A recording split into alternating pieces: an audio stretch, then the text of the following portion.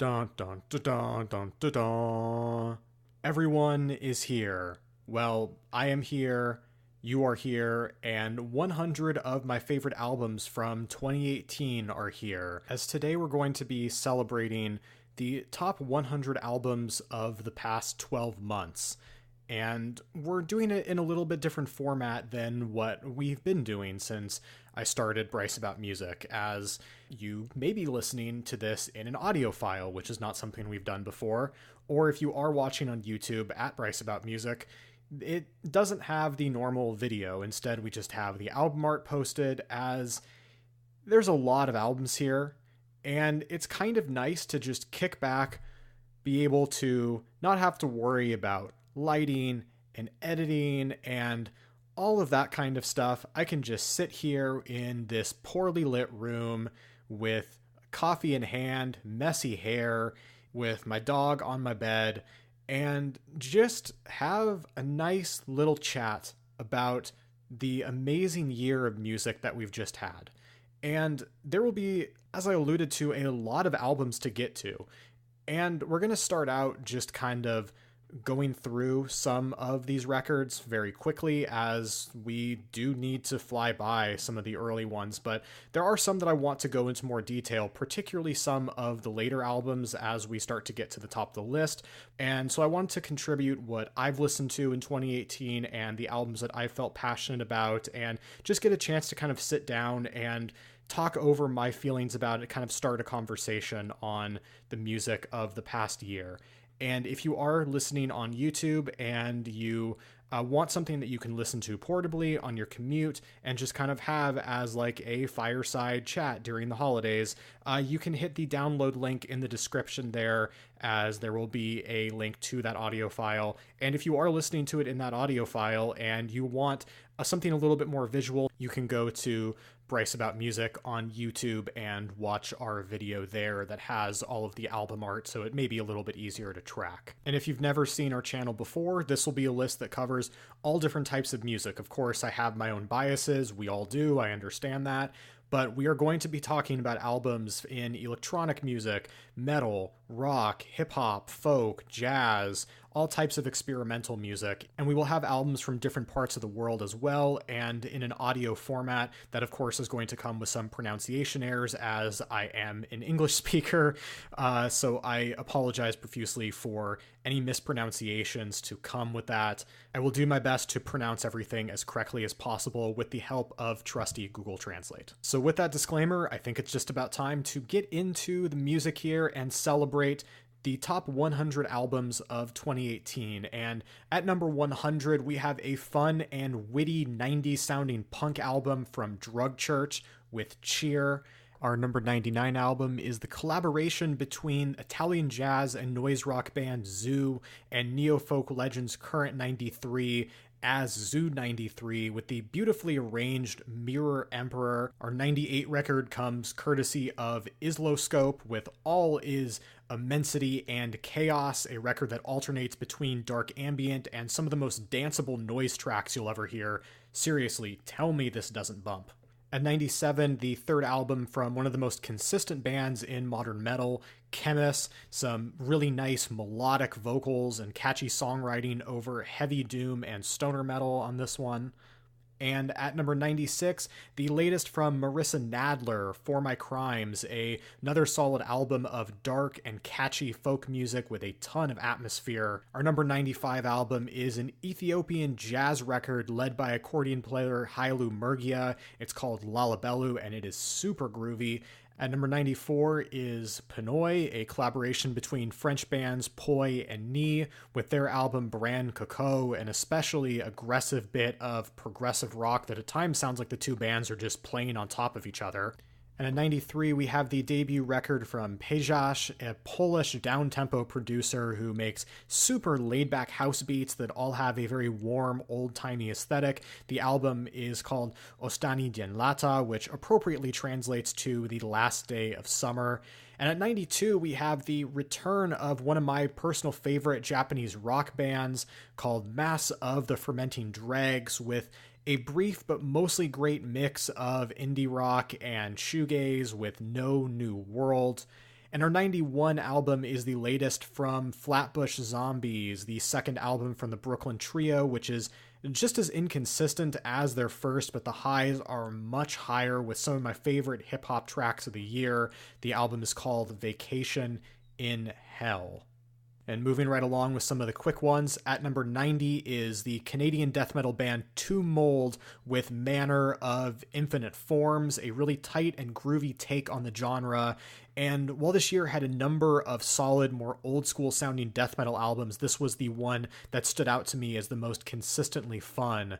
And keeping in the heavy music, our 89 album is a collaboration between Japanese noise rock, I would say legend, Keiji Hayano, and the latest sludge metal band from Aaron Turner of groups like Isis and Old Man Gloom. The band is called Sumac, and they collaborated on the lovely title of Keep Looking Sideways, You're Too Hideous to Look At Face On, with what sounds like an improvised sludge metal album. And number 98 is the latest from Brazilian pop singer Ava Rocha with her album Trança, or Braid, an eclectic mix of Brazilian rock music and a surprising amount of experimentation, especially from a vocal standpoint, and a lot of folk and psychedelic influences as well. And much less experimental at number 87, the Polish black metal band Kriegsmaschine with Apocalypticis. Essentially the same lineup as Moi, another black metal band that has gained some popularity on the internet lately. This one maybe a little bit more centered around harsh and blistering drums and technicality, but it's what you would want out of a modern black metal album. And at number 86, one of the more famous albums on the list, going number 1 on the charts, Brockhampton, Iridescence, the only album in 2018 from the California boy band that broke out last year, a fun experimental hip-hop record that has some of my favorite songs from the group on there, even if it was a little inconsistent. And speaking of fun albums, at number 85, Eleanoora Rosenholm, part of the experimental Finnish folk scene that I am a huge fan of. She returns with her album Talvipalatsin, puutarhassa, with a much more art pop and catchy aesthetic than a lot of other artists in the scene. It makes for, as I alluded to, a very fun listen. And not so much fun, number 84, Carla Bozulich with Quieter. She is not lying about that title. This is a much quieter, more intimate sounding album from the experimental singer-songwriter. A lot of folk and drone songs that shuns a lot of the rock influence from some of her other albums with a much more spacious feel. It's not a project that I necessarily returned to a lot during the year, but one that had a very intense first listen for me. And legendary heavy metal band Judas Priest clocks in at 83 with Firepower, the best album the group has made in nearly 30 years, since Painkiller, really. A consistent album of solid bits of catchy and accessible metal that doesn't just sound like any one era of Priest, and it's not like Judas Priest has been without ideas in the last few years, it's just that they haven't been able to execute. And another legendary artist comes in at number 82, Idris Akmor and the Pyramids. I love the Pyramids. They are a severely underrated spiritual jazz band from the 70s, and they return with an Angel Fell that continues their really solid comeback in the 2010s. And a modern band takes things back at number 81 with Thou, the long and heavy and desolate doom metal album Megas that requires you to want to be in this basement of misery for over an hour along with them, but it's rewarding if you can stomach it. And speaking of dark and haunted kinds of albums, Brett Naucke with The Mansion, an album that very literally sounds like it's taking the listener through a haunted mansion, but this album uses electroacoustic sounds. It's incredibly atmospheric and really impressive sound design and distorted sounds while maintaining a semblance of rhythm. Really nice work from Brett Naucke. And a much different record coming in at number 79, Armand Hammer, Paraffin. This is the third collaborative album between New York rappers Billy Woods and Elucid, and probably my favorite of the three, honestly, as it sees them playing more off of each other, as well as dealing with more serious topics over abstract and eclectic beats that fit the unique way that both men rhyme. And in keeping with that type of eclectic demeanor Amnesia Scanner comes in at 78 with Another Life. It's the debut album from the Berlin production duo after a string of EPs that I really enjoyed, as they bring their dynamic mix of glitch, noise, and industrial with distorted vocal samples to a larger stage, and it kind of feels like a dance album made 30 years into the future. And at 77, we have an album that sounds less like the future and more like the past, with another one of the more famous albums on the list, Beach House 7. It's more solid dream pop from one of alternative music's most consistent bands. Ethereal, hushed vocals and light washes of sound make up this thing, and it's dark and delicate and does just enough to keep things varied. And I know that a lot of people really love this album. I like it. I like Beach House. It's another solid album from them. And in that same vein of everyone else seems to love it, yet I like it, is Yob with Our Raw Heart, an emotionally resonant doom metal album that can be heavy and sludgy at times while also strikingly beautiful at others. It's a little bit more inconsistent than I think I wanted it to be, but there's no doubt that this has some of the most spectacular moments in heavy metal this year, as well as some of its most intimate, and sounds more hopeful than I would ever expect from a doom metal record. And it was written while frontman Mike Scheidt was in the hospital for acute diverculitis, and so there is definitely a very personal touch to this album. So those are the first 25 albums we have on the list, number 100 through 76. And we will now move into the top 75.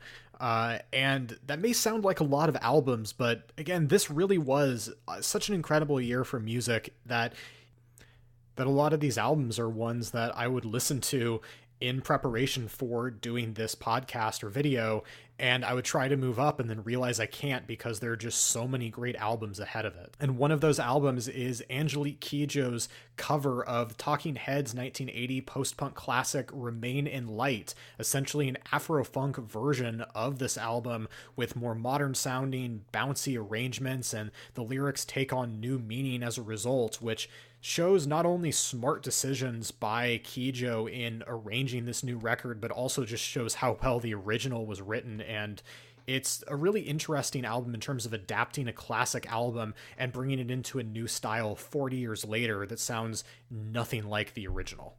And in a similar or related vein of fun, dancey alternative music, Gorilla Toss with Twisted Crystal, another solid dance punk and noise pop album from this super fun and creative group that has just a ton of odd synth sounds merged with funky and noisy indie songs. It's another brief record from them, which is kind of just what they do at this point, but there's something that feels so warm, and so many of these tracks are super catchy despite how experimental they are. And that takes us to an experimental album that is not the least bit catchy and has no vocals at all at number 73 with German composer and pianist Niels Fromm, his latest All Melody, which has these beautiful compositions that mix the classical and electronic, which is going to be kind of a reoccurring thing as we move further into this list. There were a lot of albums that played with similar ideas, but Fromm's album here was recorded in Funkhaus Sound Chamber in Berlin, and you can really tell in listening to this album because the acoustic sounds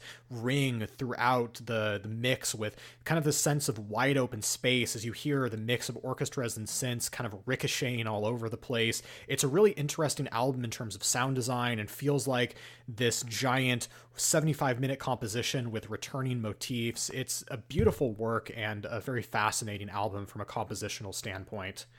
And that moves to number 72, a much more intense, straightforward album from The Armed. The third album from the Detroit, Michigan band is called Only Love, and it's a mix of post-hardcore with these noisy electronic elements that honestly should be a bit of a gimmick, but comes together shockingly well. It ends up being a very intense listen in parts, but there's just enough noise to make that feel intense, but there's also more than enough melody to keep everything kind of catchy and accessible for what it is. And it's an album that I can recommend to anyone who is into punk music or math rock, but especially anyone like me who is into bands like the Mad Capsule Markets or other digital hardcore albums, as it's not quite as punishing as groups like Machine Girl or some of Kiono from the Mad Capsule Market's recent work.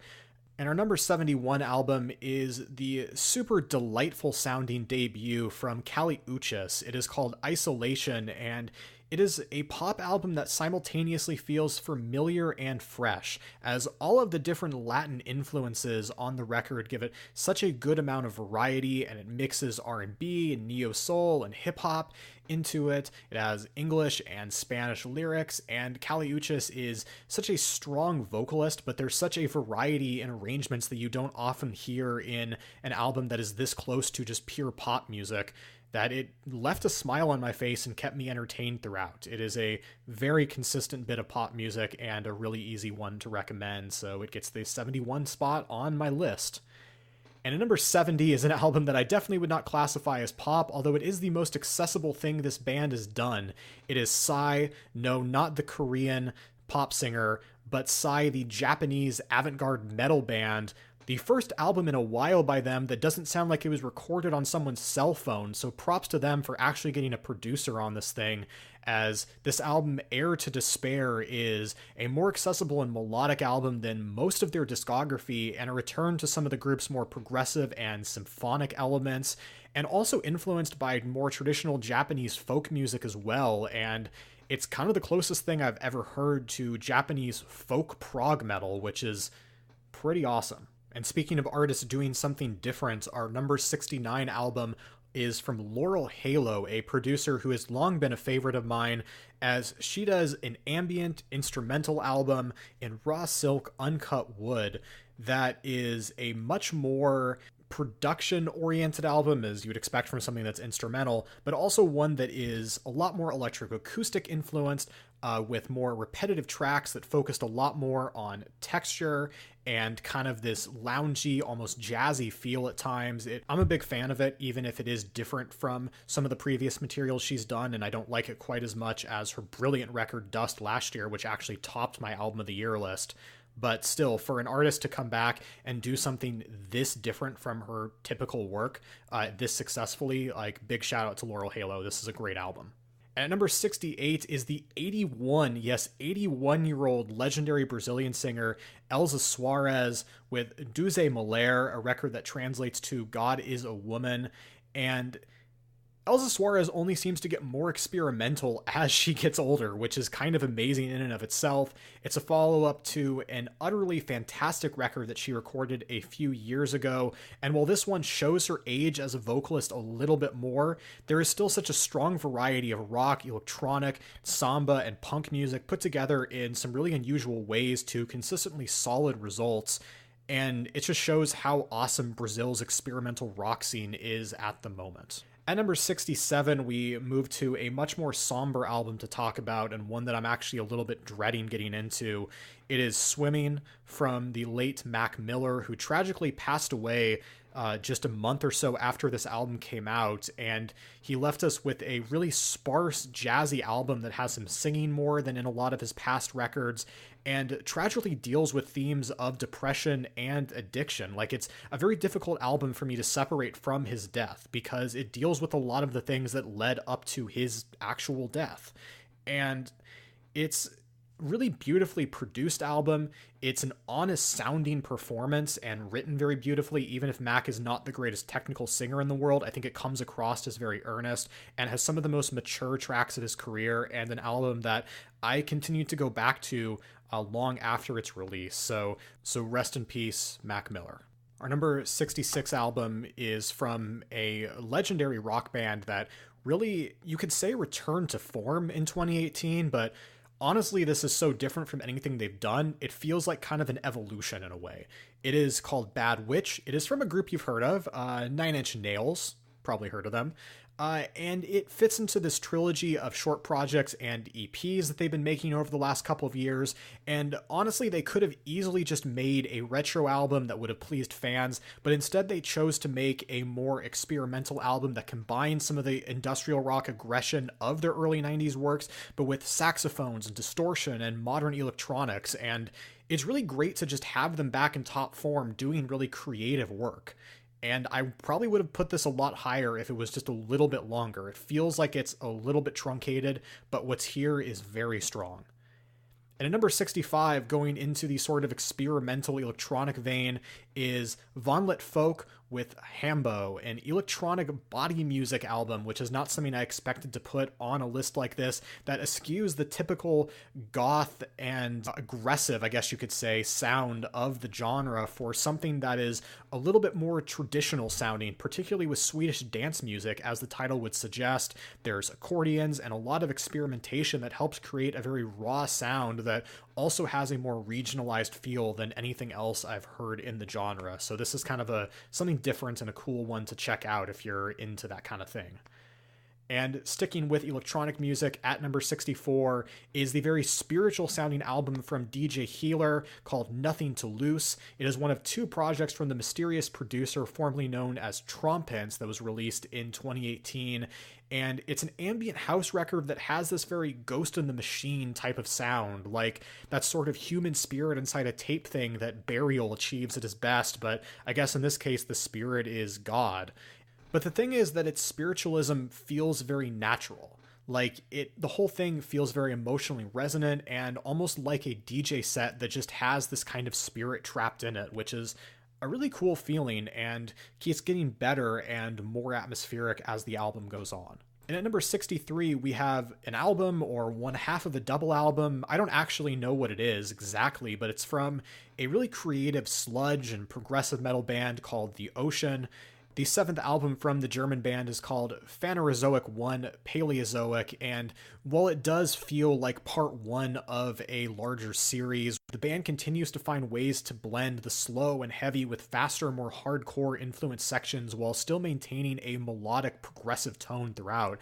It's a tough balance that I'm not sure any band since early Mastodon has been able to tackle. At number 62 is Black Dresses with Waste Isolation, a collaborative album between Canadian producers Dizzy from Girls Ritual and Rook, a noise pop album, and one that immediately the vocals are going to stick out on. That's going to be the contentious point in whether you like this album or not, as there is such a large amount of noticeable vocal fry in the delivery, but I ended up thinking it fit really well with the contrast the album is going for. There are lyrics here that are often some combination of sarcastic and bleak over production that can be incredibly harsh and wickedly catchy at the same time, and the writing and the way everything is delivered sounds very different from anything else in the genre as well, and that's particularly because this is made by two trans women with lyrics that deal with modern politics very directly. So it's a great album, and one that I think a lot of people who are into noisier pop music need to check out if they haven't already. And at number 61, we have the collaboration between New York rapper Ka and LA producer Animus,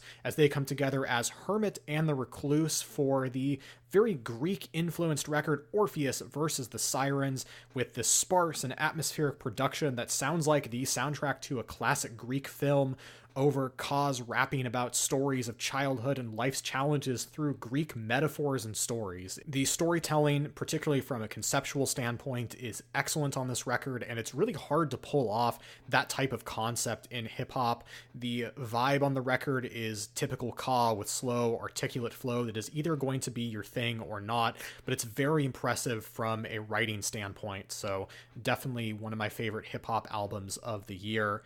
And at number 60, we go to an album that I honestly can't believe is on my list, especially this high. It is from 1914. It is called The Blind Leading the Blind. And 1914 is a metal band that essentially uses World War I as a gimmick. They dress in wartime garb, they write lyrics that cover wartime and real-life battles with heavy metal music blasting over it, and there is no possible way that this could be done in taste, right? Like, I came into this album expecting it to be gross and terrible, and yet here they are at number 60 on my list. And I was surprised because this album addresses war in a critical and historical standpoint that doesn't glamorize or give the macho metal sound the types of things that you would expect from the genre. Instead, it has a darker, more deliberate feel and brings this sort of death doom metal sound to life with these, as I said, very critical lyrics. It has these wartime and old radio samples, and they lean into it and kind of nail the premise better than I ever could have hoped for.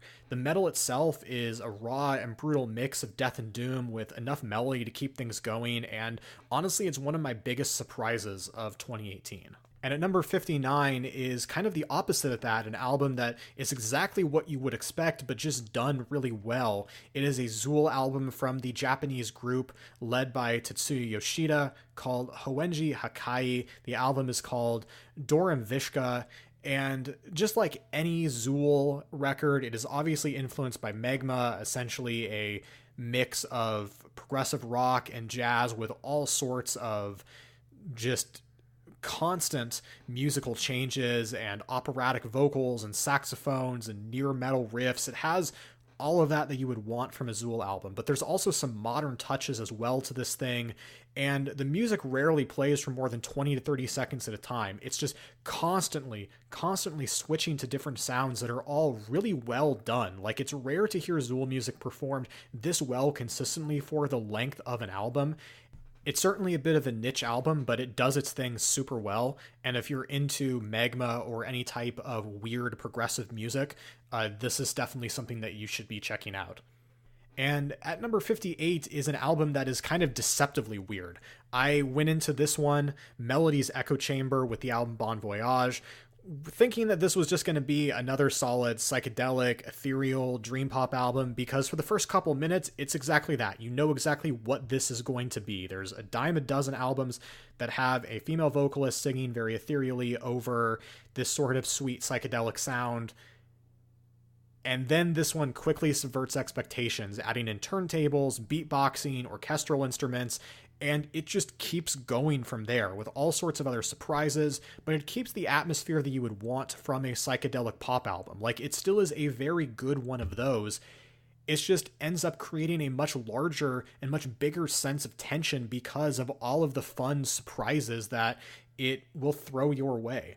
You just never know what to expect here, and that's a really cool thing from a genre that, while I enjoy and have my biases for, has honestly gotten kind of stale. In keeping with the experimental theme of our last few albums, and in fact upping it here, is two distinct noise tracks from former Japanese actress and CCCC member Mayuko Hino with Luna Solar. The first track on here is more subtle and plays with fusion of harsh sounds bubbling over light textures, while the other is a lot more aggressive. I like the second and love the first, and it builds in such a satisfying way that it can trick you into moments of comfort. And there's no Merzbow album on the list this year, so spoilers for the top 56. So shout out to Hino for representing the Japanese noise scene on my top 100 list this year. And we stay heavy at number 56, but move away from the experimental side as we have the promising debut album from Portuguese black metal band Goreya. It's called Unsettling Whispers, and it mixes what I like about atmospheric black metal with some of the more traditional forms of the genre. It manages to be atmospheric and melodic without ever sounding light, and maintains a heavy and raw sound throughout. And while that isn't necessarily going to matter for anyone outside of the genre fans, it's rare to hear a modern black metal album that I can safely say, yes, anyone interested in black metal will enjoy this.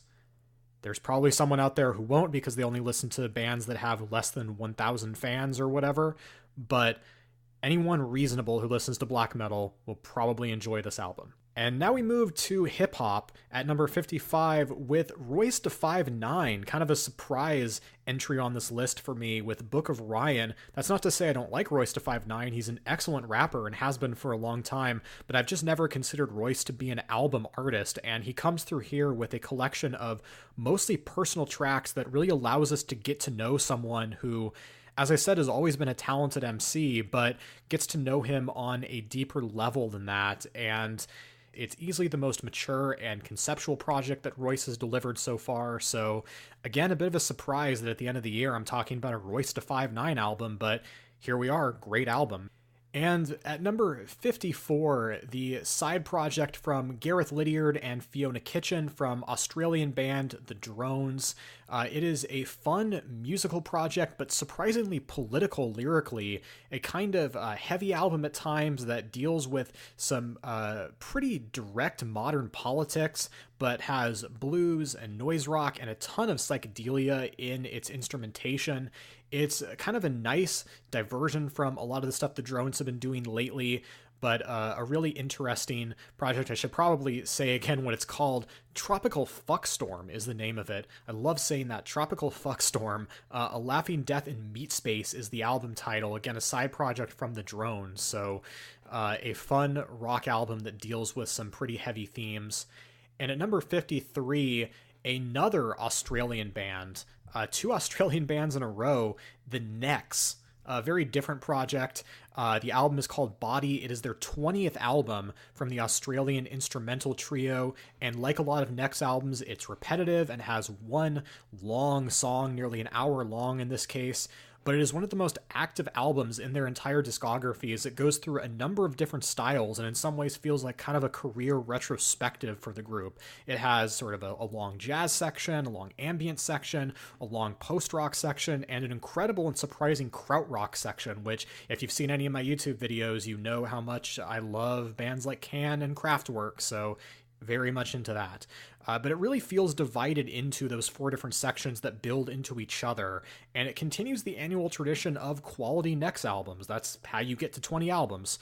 And it doesn't sound exactly like their last ones that have been on my list for the last couple of years. So shout out to the Necks, and shout out to Australia for 2 albums in a row. Unfortunately, they do not get 3 albums in a row. As at number 52, we have the latest from Eve Toomer. Safe in the Hands of Love is what the album is called, and coming off of an ambient sound collage album and one of my favorite experimental records of 2017, I was really surprised to hear Eve come back with what is essentially a psychedelic art pop album, albeit a super eclectic one that gives him a lot of room to play around with production and layering. But I ended up really enjoying it.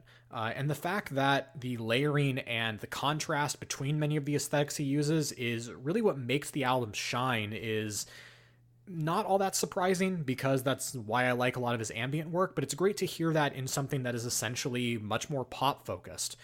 He'll do things like layer these light symphonic touches over heavy industrial beats. An example of that is on the track Noid, which is one of the biggest bangers of the year, in my opinion, where it has this very upbeat poppy sound to it, but Eves layers this sound of someone screaming very low into the beat with incredibly depressing lyrics. And it's when Eve can present those types of contrasts that the album works at its best. And at number 51, just missing the top 50, I am sorry, but this is a great album, highly recommended. It's the second project from, or the second full-length project, I should say, from J.I.D., an Atlanta rapper from Dreamville Records, a ridiculously fun hip-hop album of fast, intricate flow, some of the best pure rapping you'll hear all year. The only reason it's not in the top 50 is because I do not like the slower love songs on this thing. They bring down the momentum, but the first half of this album is just banger after banger with hard production and incredible rapping. It's called DiCaprio 2, if I haven't already mentioned that. It's kind of a strange title, but sequel to his DiCaprio 1 project, or his mixtape, I guess.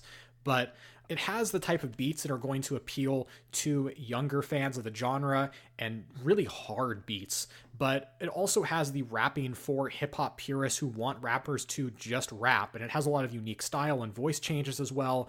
I'm still waiting for the big conceptual album from JID because I think he's talented enough to do something on that level. But merely as a fun hip-hop album, you really can't complain when it's this good. And we are now at the halfway point, so we are about to get into the top 50 albums of the year. Still a lot of great music to go, and I'm excited to get right into it here. And at number 50, we go to an album that I honestly didn't know where to put. I initially was going to start the list with this at number 100, because how do you rank something like Felix Bloom's Death in Haiti, funeral brass bands, and sounds from Port-au-Prince? But this album, for what it is too good to not have in the top 50. So here it is, just at number 50. It's kind of a weird asterisk spot because I don't want to actually rank this one, but I'm just putting it in to start the top 50 off with. It's essentially an album that is a sound collage of funeral samples from Port-au-Prince, particularly brass band performances with eulogies and meditations on death that could have easily been exploitative, but instead offers semblances of hope amongst its tragedy, and Bloom presents its sounds as naturally as possible. It's a tough listen and definitely a tough one to talk about, but an important listen nonetheless. Like, I don't necessarily know who I recommend this album to. I just recommend that somebody listen to this thing because it's certainly something. And now we get into the fun stuff. At number 49, an album that couldn't possibly be more different from the last one, Rivers of Nile, Where Owls Know My Name. This is a fun and kind of silly technical death metal and progressive metal album. It's not the most brutal or technical album in the genre, I get that, but in many ways that's not what I want out of tech death. Instead, I like the fun. Give me this album that has a saxophone and just throws it into technical death metal. Like, seriously, lighten up. Go listen to Rivers of Nile. That's not to say this album is a joke or doesn't take things seriously. It's just that it feels lighter and more free form than the overly tight playing and sort of lack of interesting songwriting that often turns me off to a lot of modern versions of the genre, but it still is solid enough to where this shouldn't stray off purists of the genre. It still is a good, solid death metal album. It's just one that feels like it's having fun. Like, the musicians sound like they're having a blast playing this music, and because of that, it's a blast to listen to. And speaking of fun, our number 48 album is a fun and funky pop album from the extremely talented Janelle Monáe. It is called Dirty Computer, and it introduces us to more of Janelle Monáe's personal, political, and even sexual side, featuring guests like Brian Wilson, Grimes, and Pharrell, and their strong Prince vibes, especially on the amazing single Make Me Feel. This record is just a smartly written album of all different types of pop and R&B and hip-hop, and one of the genre's most important and creative artists. Janelle Monáe has proved that before, and she once again does here. There's definitely a strong concept that you don't normally get in pop music, and as I said, a ton of variety. And Janelle Monáe can rap, which is something that I think a lot of people forget, as she's able to mix in a rap verse here or there that keeps things fresh. So an album that I liked when it came out, and every time I went back to it, I still really enjoyed it. So Janelle Monáe, Dirty Computer at number 48. And at number 47, a much less famous artist. It's the debut record from Brazilian singer-songwriter Clau Aniz with her album that translates to Daughter of a Thousand Women.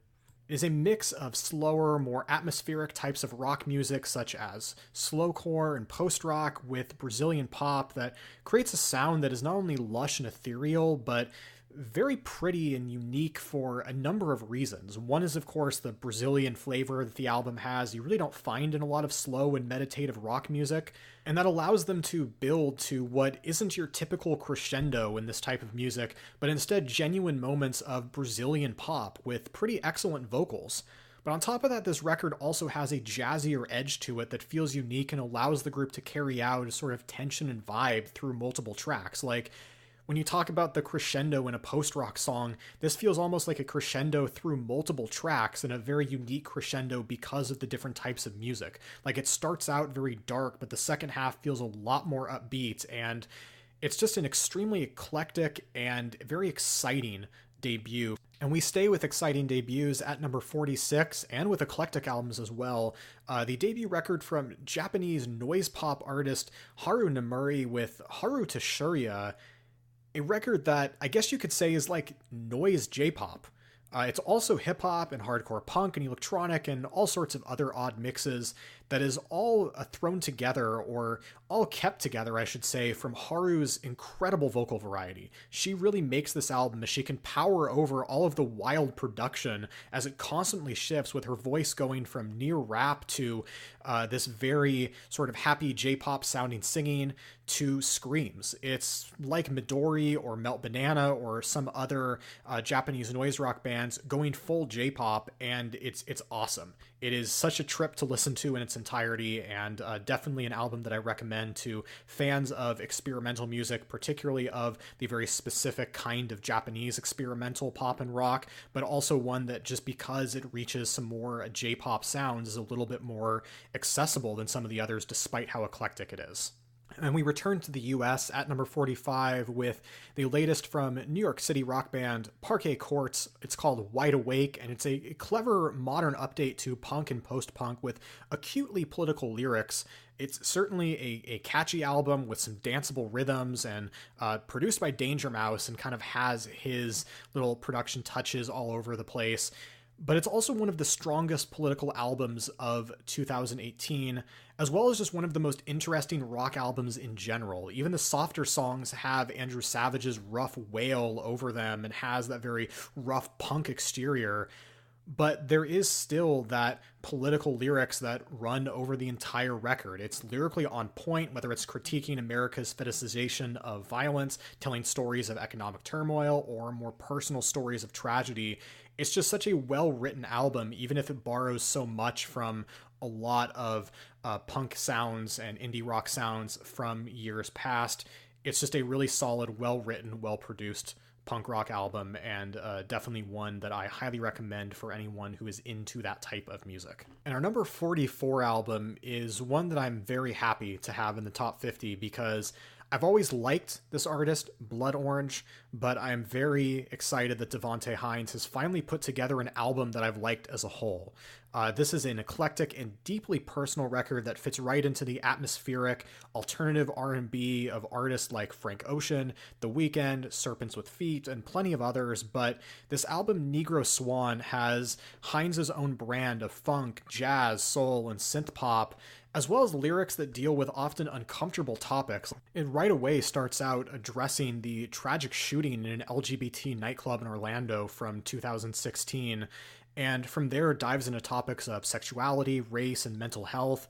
It's beautifully written and arranged, and even with numerous features, feels very much like an unfiltered glimpse into the mind of its creator, and one that I think more people need to hear, especially with the popularity of similar music, as I think this stands up with the genre's best.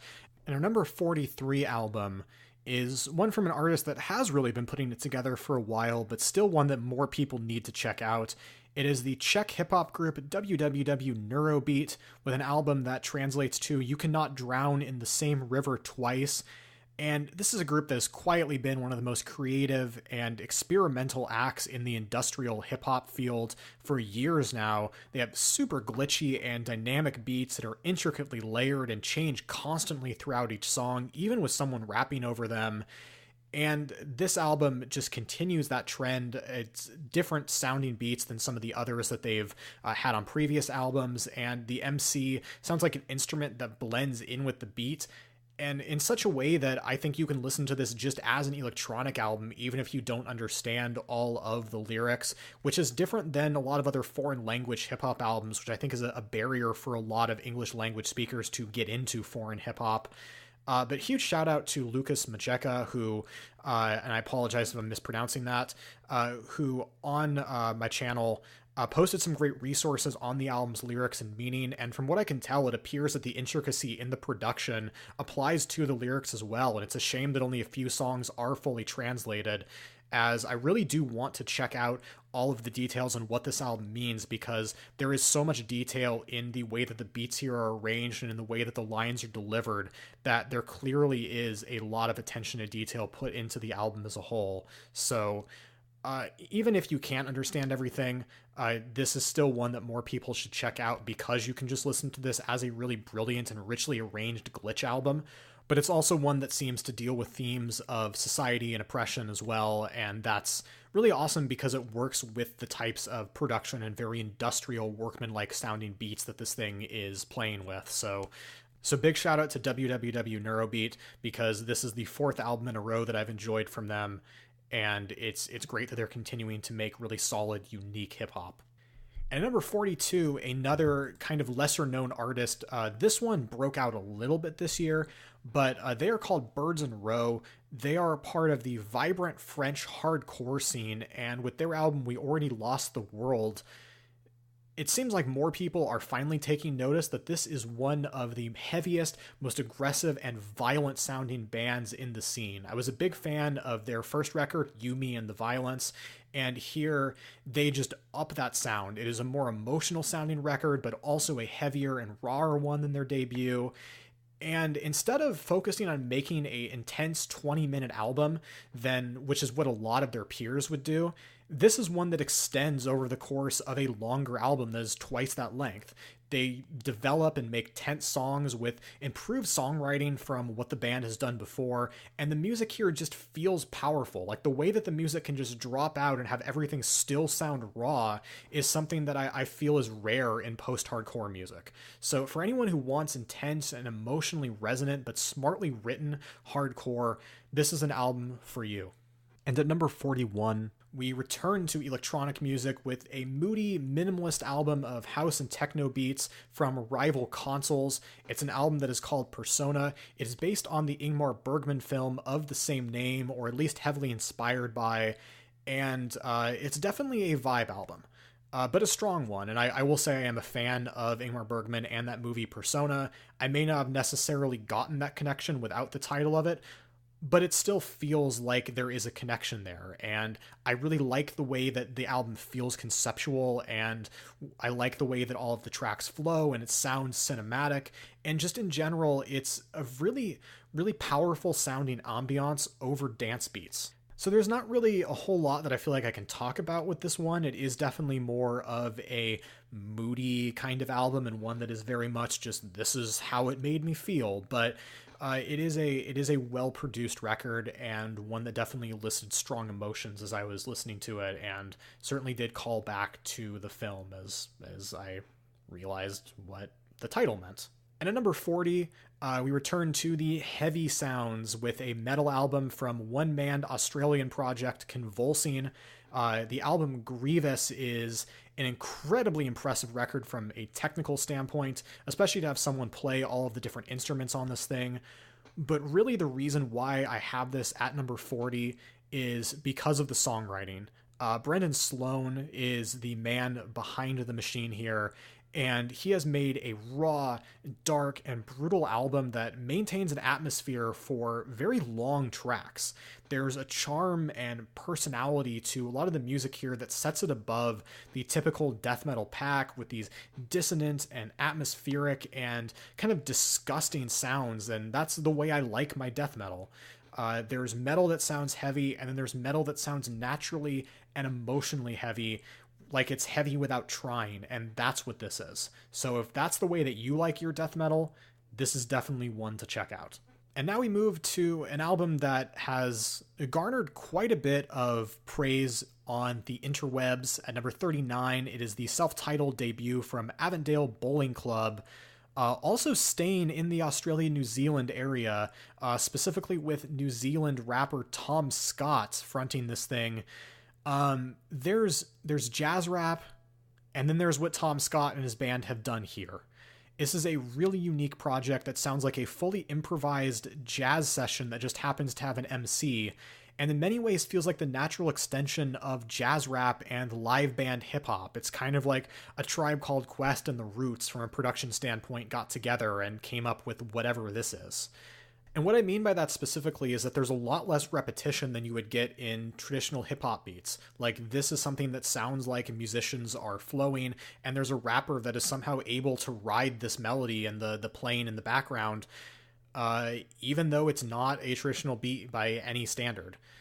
It, in many ways, feels like kind of the culmination in terms of the storytelling and the vibe of the record of something like Rhymesayers or Def Jux or Strange Famous or a lot of the underground conscious hip-hop of the 2000s, but yet feels entirely different from a lot of what's in hip-hop at the moment. It's just beautifully arranged, and the storytelling on this thing from Tom Scott is vivid and earnest and just fits together really well and flows naturally like a great jazz album, only the stories are so intricately written and the musicians are clearly playing along with that story that it's pretty obvious that this is not improvised, or at least most of it's not.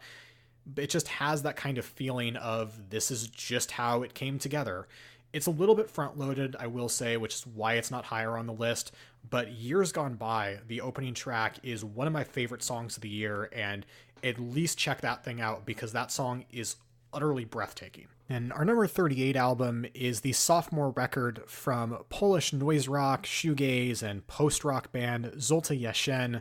I really liked their debut, and this builds on everything that I liked about that project. It's spacious and chaotic, which should sound like opposites, but that's kind of the way their music operates. It feels very atmospheric, yet is densely layered, and has this really raw sound that stands as a sharp contrast to the overproduced and formulaic structure of many of their peers. Like, this is a project that sounds fuzzy at times and sparse and ambient at others, but is one of the year's most intense experimental rock albums, as well as one of the most engaging to listen to throughout, and it develops quite a bit over their, what I thought was still very solid debut.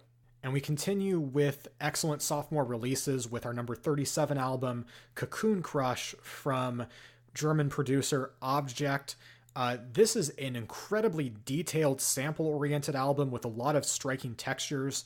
Like, I will say I am a sucker for vivid sampling. That this album gives me that in droves. Everything on this record just pops. Like, this thing has nature samples mixed in with glitches and industrial noises. But it's not just an exercise in audio mixing. It's a smartly written IDM album, as well as a record with changing rhythms and danceable beats, and one that creates an eerie atmosphere. So there's definitely some substance to it as well. But really the draw for me is still just the way that it's produced. The sounds here are just, I can't get over them. They are so vivid, and if you are into that sort of thing and just into that sort of like, I'm going to put a nice pair of headphones on, and I'm going to listen to incredibly detailed textures, this is the album for you. But it's also just a solid IDM record as well. So Objekt, Cocoon Crush at number 37, definitely an album for electronic fans out there if you have not checked this one out. At number 36 is an ambitious double album from Makaya McCraven, a record called Universal Beings that essentially takes 4 different live sessions in New York, Los Angeles, London, and Chicago with a who's who of modern jazz musicians and cuts up these sessions into bite-sized beats, if you will, in post-production. It's a fascinating way to approach a modern jazz album that puts emphasis on arrangements and mixing over, or at least on the same playing field with performance. And it doesn't quite push this to a Nujabes level jazz hop album, even though the intention is to be more of a beat-oriented project, and certainly there are hip-hop influences on there. But in a world where lo-fi hip-hop occupies a meaningful place on the internet, this almost feels like that type of beat if the jazz sample got to build instead of loop. It's accessible despite its length, and what qualifies this as avant-garde is what makes it more accessible, which for an experimental jazz project is really kind of a fascinating thing, and one of the reasons why I have this at 36. And speaking of dense albums, at number 35 is the first non-major label album from Chicago rapper Lupe Fiasco. It's an album of no singles, dense lyrics, and intricate details, with an epic near puzzle box concept that his fans have been wanting, and clearly he wants to make, at nearly 100 minutes in length. But it's an album that also rewards careful and even repeat listenings despite that long and often inaccessible package. The album is called Drogos Wave, which is kind of the inverse of Drogos Light, as the music and concept really feels tailor-made for Lupe's raps, and his rhyming is certainly on point, as are the guest vocalists that he employs here, instead of the pop singers that are on a lot of his later Atlantic projects, and Lupe himself even sings. And in terms of the lyrics, he dives cryptically into his tenure at Atlantic Records and weaves that into this larger tale of a group of slaves jumping off an African slave ship in a way that only Lupe could do, or would probably really want to do, as it's almost overwhelming from a conceptual standpoint. But what keeps it together is that Lupe has always had a really underappreciated ear for catchy melodies, and Drogos Wave, in terms of that type of pop sensibility, feels more organic than a lot of his more forced projects, where he, of course, has all of these other more mainstream artists on them. This feels like very natural Lupe, and Lupe at his most natural state feels like this very dense lyricist who can lean into these very catchy projects. And the album certainly rewards Lupe fans by, of course, leaning into that sort of density and detail, but also has references to past Lupe projects, and it all feels super connected. It's maybe not the absolute best Lupe project that he's ever done or the most approachable, but it's almost a love letter to Lupe's fans, and it's the kind of album that you get the sense he's wanted to make for a long time and is finally able to. And we stay with strong conceptual albums at number 34 with the collaboration between a spoken word legend Laurie Anderson and the Kronos Quartet. The album Landfall, which came out very early in the year, merges Laurie Anderson's spoken word, abstract, and surrealist storytelling with the minimalist classical compositions of that quartet. And while the music itself is very beautiful, and Anderson is certainly a one-of-a-kind personality and a fantastic writer and performer, it's really when the two feel like they're converging where things feel special. The story that Anderson presents is inspired by Hurricane Sandy, particularly How We Remember Emergencies, as Anderson in a reminiscent voice takes us through moments of the storm over what could easily pass as a cinematic soundtrack.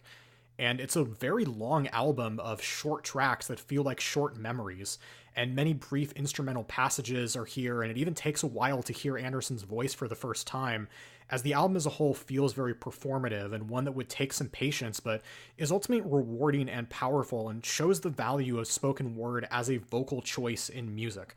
Like, there really isn't another way that a story like this could have been presented.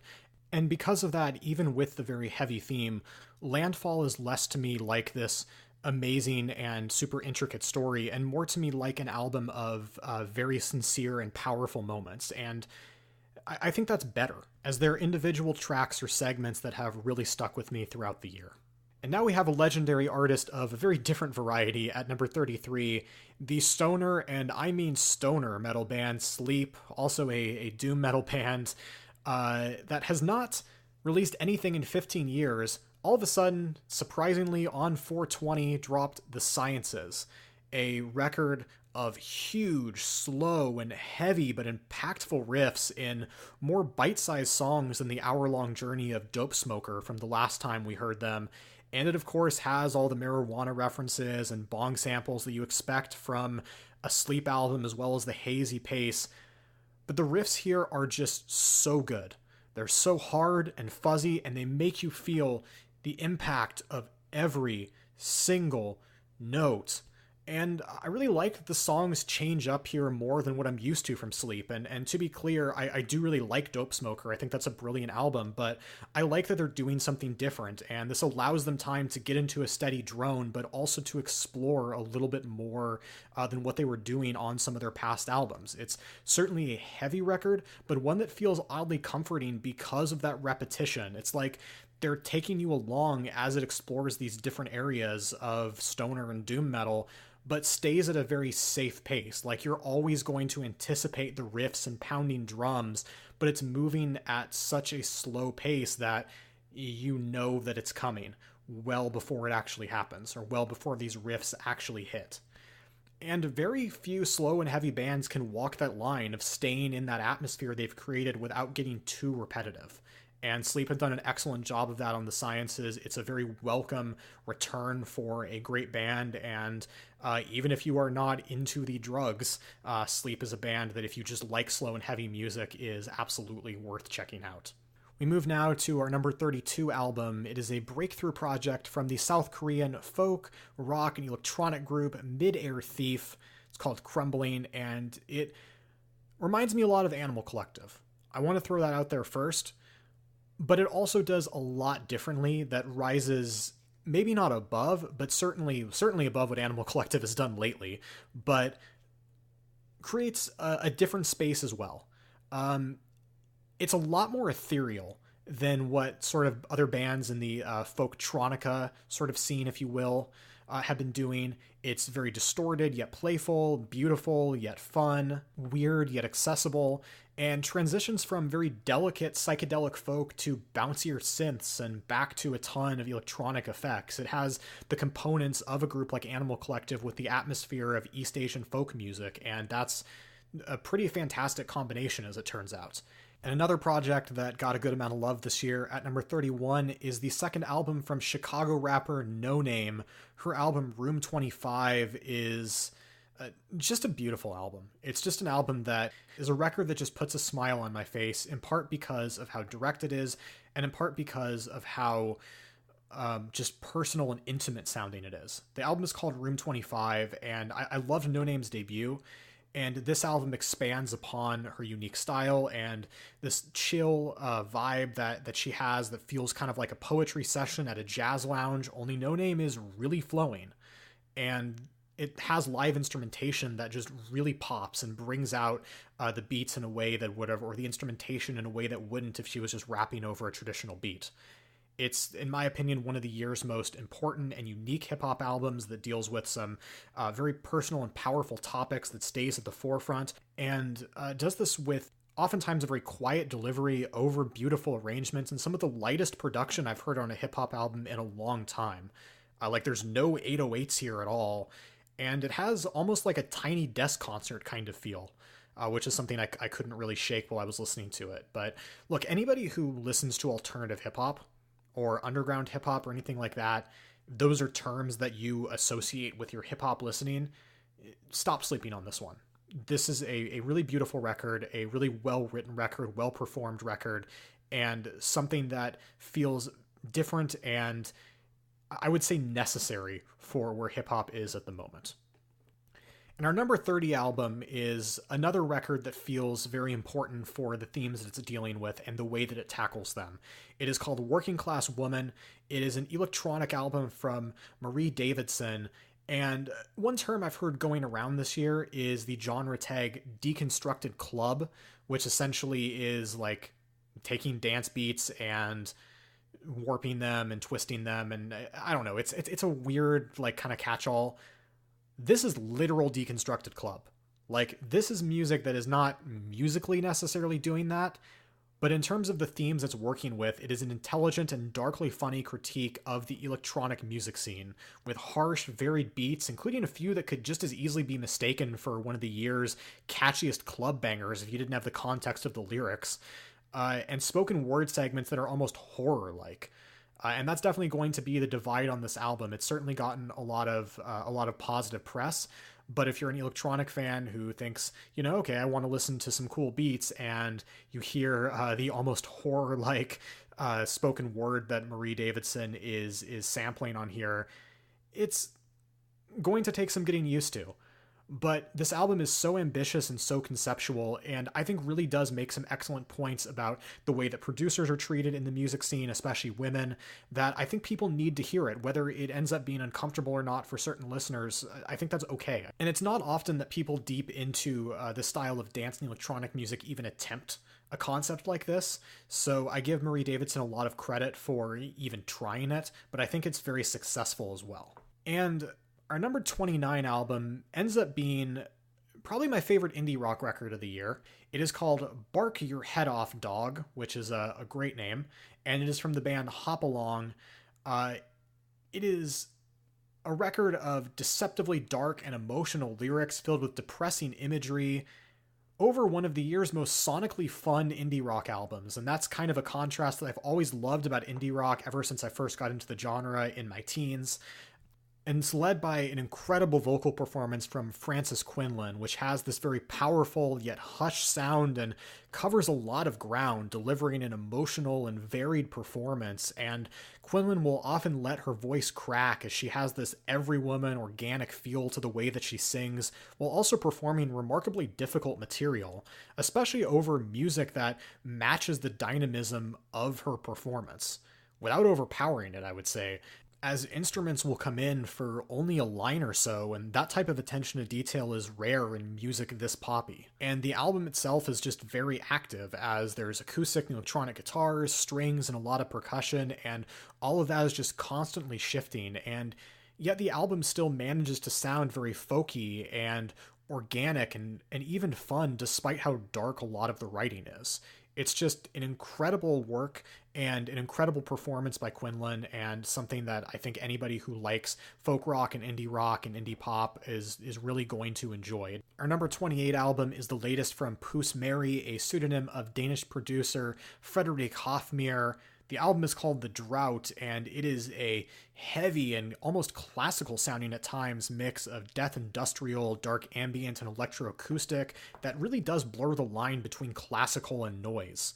It is both musical and primal and can sound like a horror movie soundtrack at times, including these really fitting spoken word segments that just create this terrorizing atmosphere. It's simultaneously one of the year's most fascinating electroacoustic albums, as well as one of the darkest and most horrifying records that I heard in any genre in 2018, and it does this with a very minimal sound that rarely overwhelms. Instead, it uses these screeches in the background and builds to its heavier moments.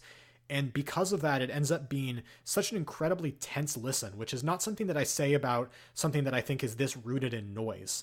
Yes, noise has tension, there's no doubt about that, but this is an album that builds to it so well and with such a horrific atmosphere that it's something that I really stuck with me throughout the year. And I think this is easily the best work from Hofmeyer and the most fully realized and atmospheric album that she's done. So Puss Mary, The Drought, coming in at number 28. And we stay electronic at number 27 with an album that I think has been on a lot more lists than our last one.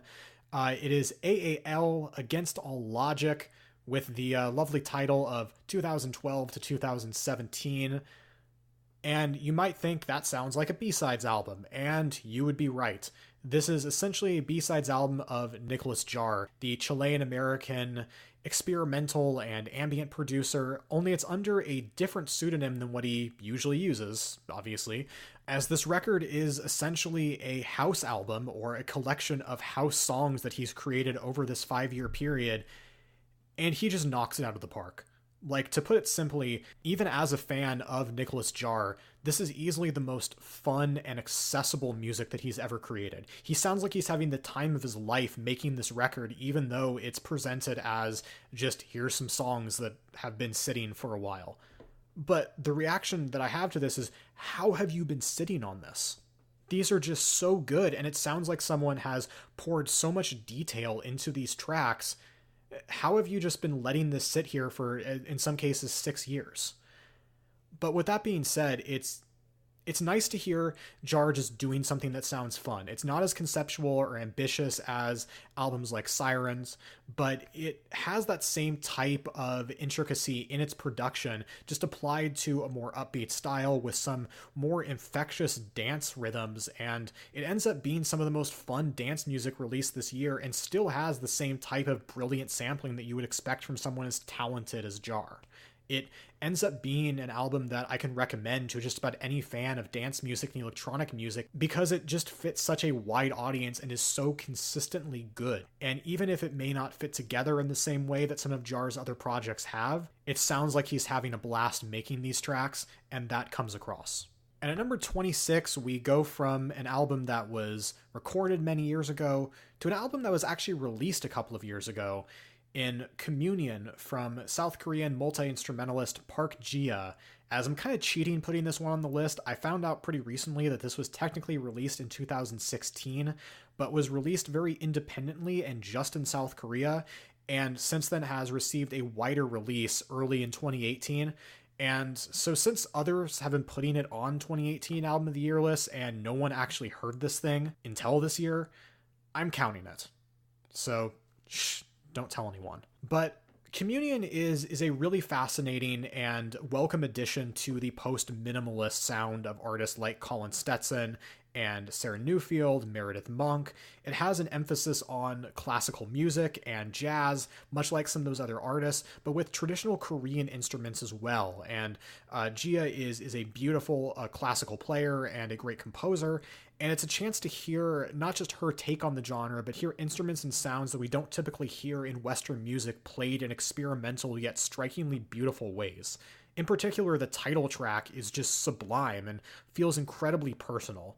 That's easily one of my favorite songs released in 2018. And in that song, she does an excellent job of building to these busier moments and playing with different instruments in space so well.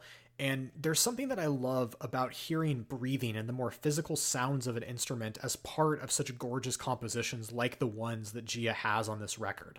It just feels more intimate than what you would get otherwise. And so if you're a fan of artists like Colin Stetson, this is a record that takes some of that type of sound but makes it into a full jazz ensemble and with Korean instruments. And so, I mean, as it turns out, that's pretty good. Well, we've made it to the final quarter. So now we have just the top 25 albums of the year left.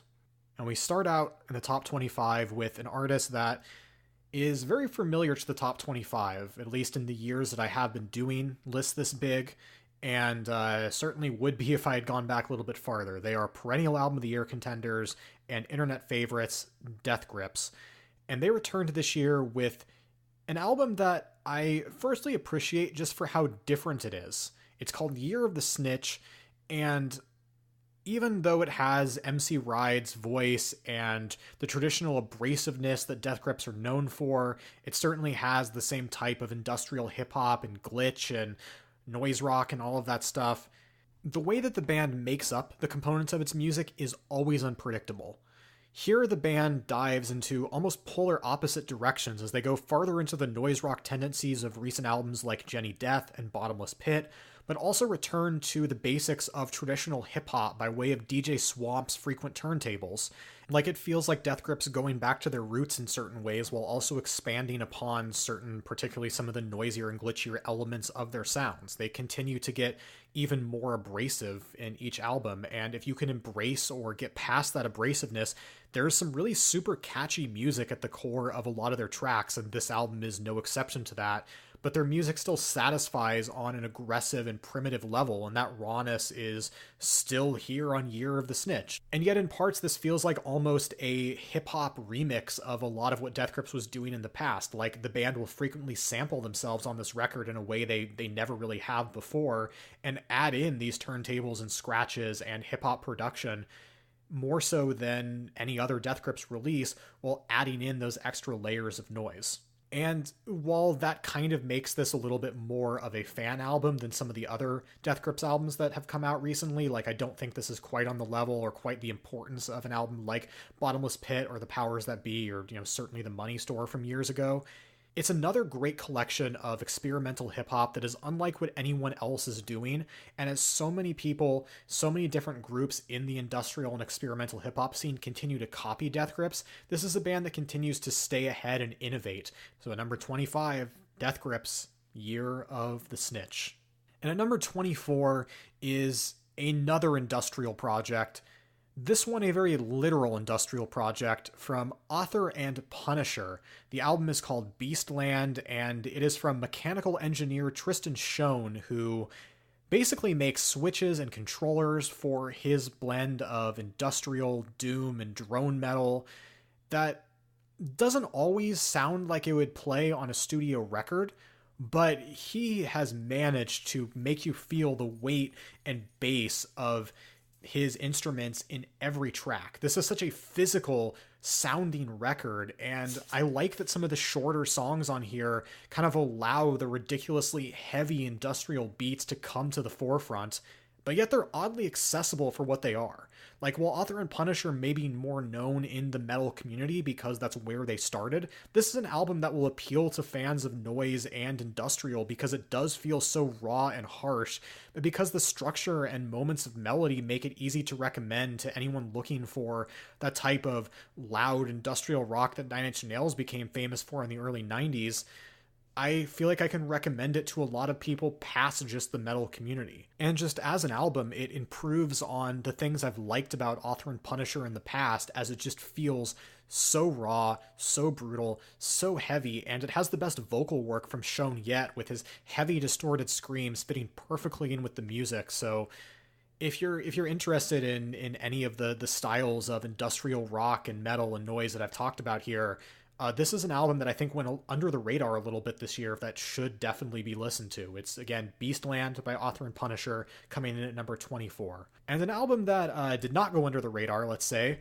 at number 23, Pusha T with Daytona, a hip-hop album that is very short, at only 21 minutes long, and was the first of 5 Kanye West albums released in 5 weeks.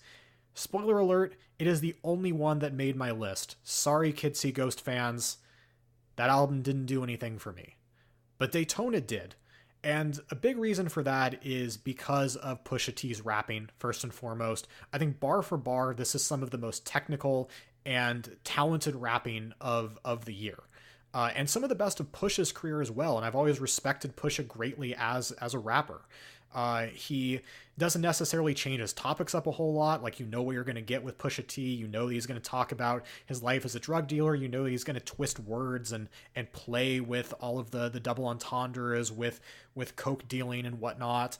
But I think the fact that this album is so short makes it better. Like, in some ways saves Pusha, because over the course of a 50-minute album, you might get tired of the lack of topics, but instead it allows Pusha to go very deep into his MO, twist words so well, and be very creative and articulate with what he's saying, and the production here is incredible. This is some of the best beat work I've ever heard from Kanye West. It has that classic Kanye-sounding production that really he hasn't done in a long while. Kanye's been getting a lot more experimental with some of the production work in recent albums and recent projects, and a lot more minimalistic. And this album returns to some of his early solo work, but feels more expansive than that. And Pusha and him work so perfectly off of each other. Like, the beats drop in the perfect moments, and the build up on songs like If You Know, You Know and Come Back Baby are the kinds of things that no other producer can do, and Pusha goes in over it. Like, Pusha T as a rapper is all about detail. He's a rapper that the more that you listen to and the more that you dive into his wordplay, the more layers of complexity he has. And that's exactly what Kanye is doing as a producer as well, with the attention to detail of sampling and layering in the beats. And the fact that they are able to work off of each other so well, like, you aren't going to put Pusha T over traditional beats. It's not going to accentuate the rapping like Kanye is able to do here, and most rappers are not going to be able to take advantage of this type of production. Even Kanye himself isn't able to on his guest verse here. Like, this is just such a perfect collaboration. And number 23, Pusha T, Daytona. And at number 22, we have an album that I guarantee you is on nobody's list. It is called Functioning Anime. It is from Chinese saxophonist Lao Dan, and this is an improvisational saxophone performance recorded in a tunnel.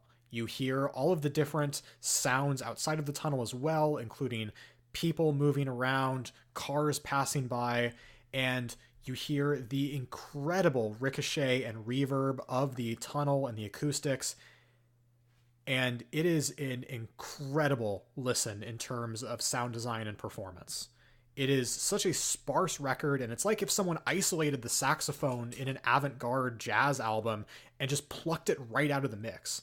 The harshness of space and sound in every part of the instrument, and person playing with the sounds of cars and nature around him recorded for us to hear, is just such a fascinating concept to me. But it's such a disturbing thing almost to listen to. Like, there's something that is uncomfortably intimate about this performance that I can't shake. Like, there's something that's voyeuristic to this album. Like, it sounds like you shouldn't be hearing this, yet the playing is of incredibly high quality. Like, Lao Dan is an outstanding musician, and it makes you acutely aware of the space around him in a way that I am typically not for really any type of music, but especially jazz. And he ends up getting some disturbing sounds out of the saxophone as he's playing very aggressively, which of course accentuates the amount of reverb that you're hearing. But you've really never heard wailing like this before, with just all of the different echo that you're getting. And I understand that there's going to be people who hear this and this sounds utterly horrible.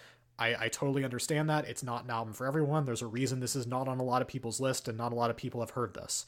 But this album is a really fascinating listen and deserves an audience with avant-garde jazz and experimental listeners. It is an incredible technical performance, honestly, but just from a sound design perspective is utterly fascinating, and one of the harshest and most disturbing avant-garde albums that I've heard in this year or of the last few years. So at number 22, Lao Dan, Functioning Anime. At number 21, we move to Dead Magic from Swedish vocalist and on this album pipe organ player Anna von Hausswolff. And what is the darkest and heaviest album of her career. It builds on the darkness of an album called The Miraculous from a few years ago that I ended up liking quite a bit and felt was pretty underrated and was a supremely dark album in and of itself. But here on Dead Magic, Anna is given much more freedom, especially as a vocalist, and takes a ton of influence from darkwave and classical music. And there is a pipe organ that is played throughout the album that gives this sort of an ancient castle kind of vibe and a really incredible atmosphere.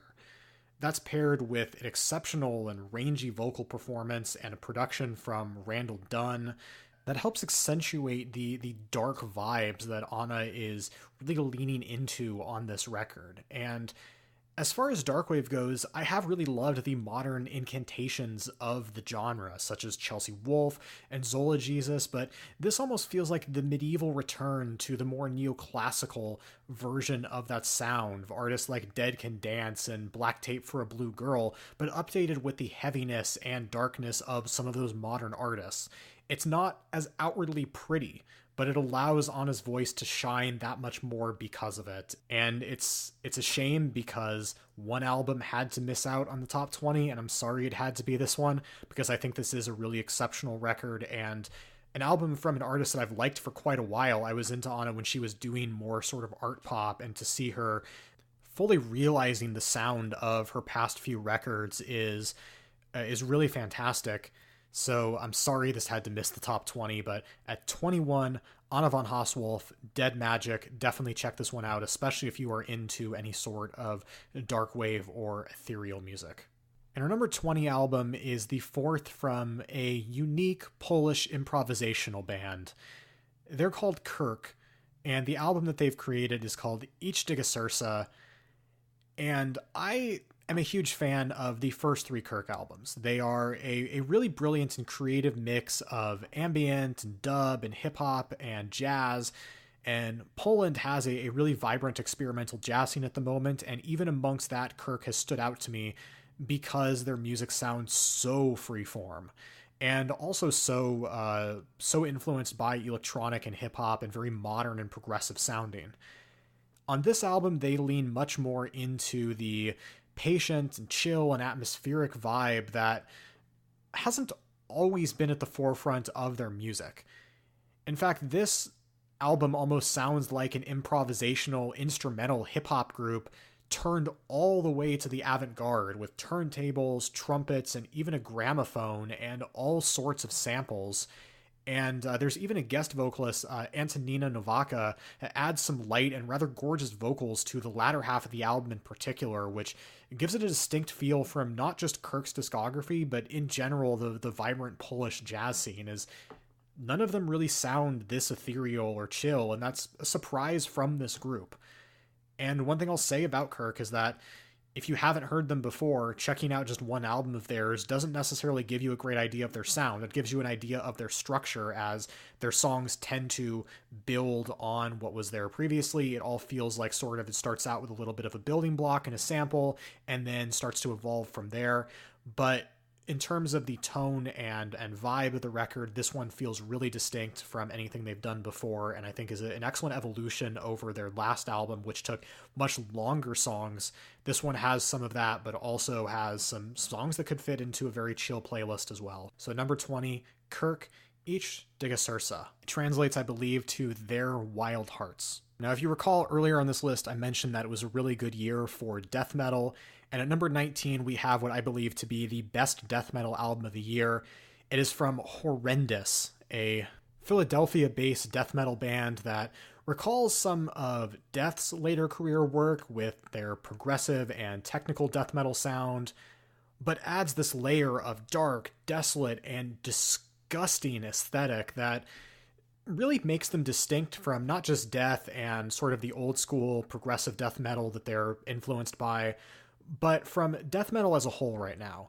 And it makes this an album that, if you're in the day-to-day scene of death metal, sure, there may be some other bands that you can compare this to, but because the level of polish and technicality and brutality here is so on point, and the aesthetics feel sickening even for a genre known for just that. It's an album that I can recommend to people who are not necessarily just absorbed in metal on a day-to-day basis. It's if you are just kind of a casual metal listener or someone who likes a lot of old school death metal, this is the death metal album to check out this year because it recalls so much of the great elements of death metal past while bringing a bunch of new ideas into the picture and an atmosphere that is just nailed. Like, the vocals on this thing in particular are the sound of your nightmares. And the musicianship hits that perfect balance of technicality and brutality that you would want out of death metal.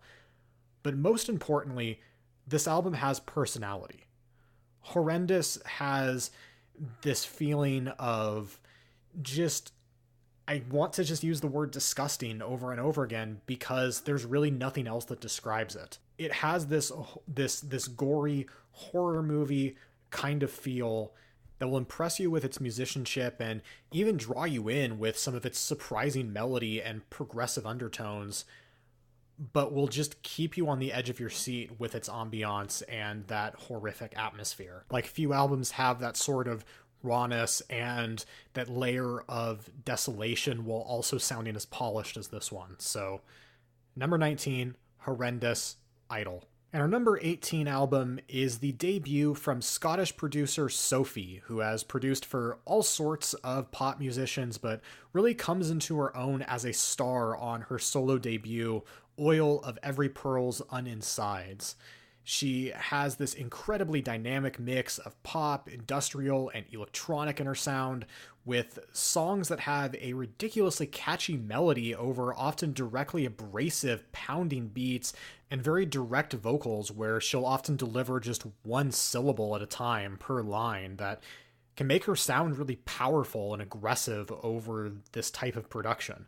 It's a weird and constantly surprising album, but it should satisfy anyone looking for an experimental electronic album as well as anyone looking for something to dance to.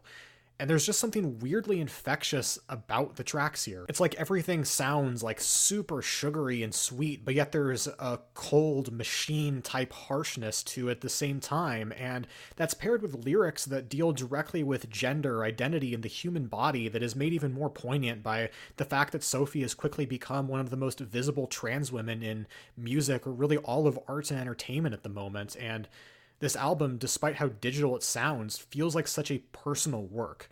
It's an incredible and enjoyable musical experience in how it weaves pop sensibilities and experimentation, but also a breakthrough for what is suddenly one of music's most fascinating personalities. So at number 18, Sophie, Oil of Every Pearl's Uninsides. And at number 17, here's an album that we might talk about for longer than it actually goes. The 25-minute, very brief rap album from Earl Sweatshirt, Some Rap Songs, that might be the most experimental album I've ever heard from a famous hip-hop artist. Like, I couldn't shake the idea that this is Mad Villain for the SoundCloud era, which is, like, not entirely accurate, but kind of true. Like, it's this short, dark, and depressing album full of repeated phrases and samples, and puts an emphasis on space and noise in a way that hip-hop rarely does, as well as Earl's words, and lines are constantly repeated for that emphasis, as it comes across essentially as an art project, and that's not something that you would necessarily expect from Earl Sweatshirt, even considering that he has been going down a much more experimental path of late. But in doing that, it doesn't come across as an experimental album just for the sake of being experimental. And that's why I love this album. It's not just, oh, here's this weird project. It's a weird project that has a reason for being weird. It's an album that deals very directly with the death of Earl's father and Earl's own depression over the last few years. It samples Earl's parents, for example, and it dives deeper into Earl's past and troubles with addiction. But what I mean by dive deep is not that it's giving you the typical hip-hop story or soliloquy. It's using the glitch and repeated lines and the lack of information in a lot of ways to put an emphasis on the parts that are there. It gives you a type of vagueness and a type of subtlety in rhyming that is very rare in hip-hop. And it works perfectly with that type of glitchy lo-fi and the production that uses short, repetitive samples. Like, I couldn't imagine these types of rhymes being used on any other type of beat. And because of that, you end up listening to this album, or at least I did, and I think the album invites you to do this because of the way that it's produced. You don't just listen to a few bars and say, okay, I think this means this. It makes you rethink things constantly. As things are being brought up, as things are being put into different, very eclectic samples, it makes you think about the way lines are delivered, the types of beats that lines are being used, and on a 25-minute album that has so much repetition, why something is being said and why is it being presented that way.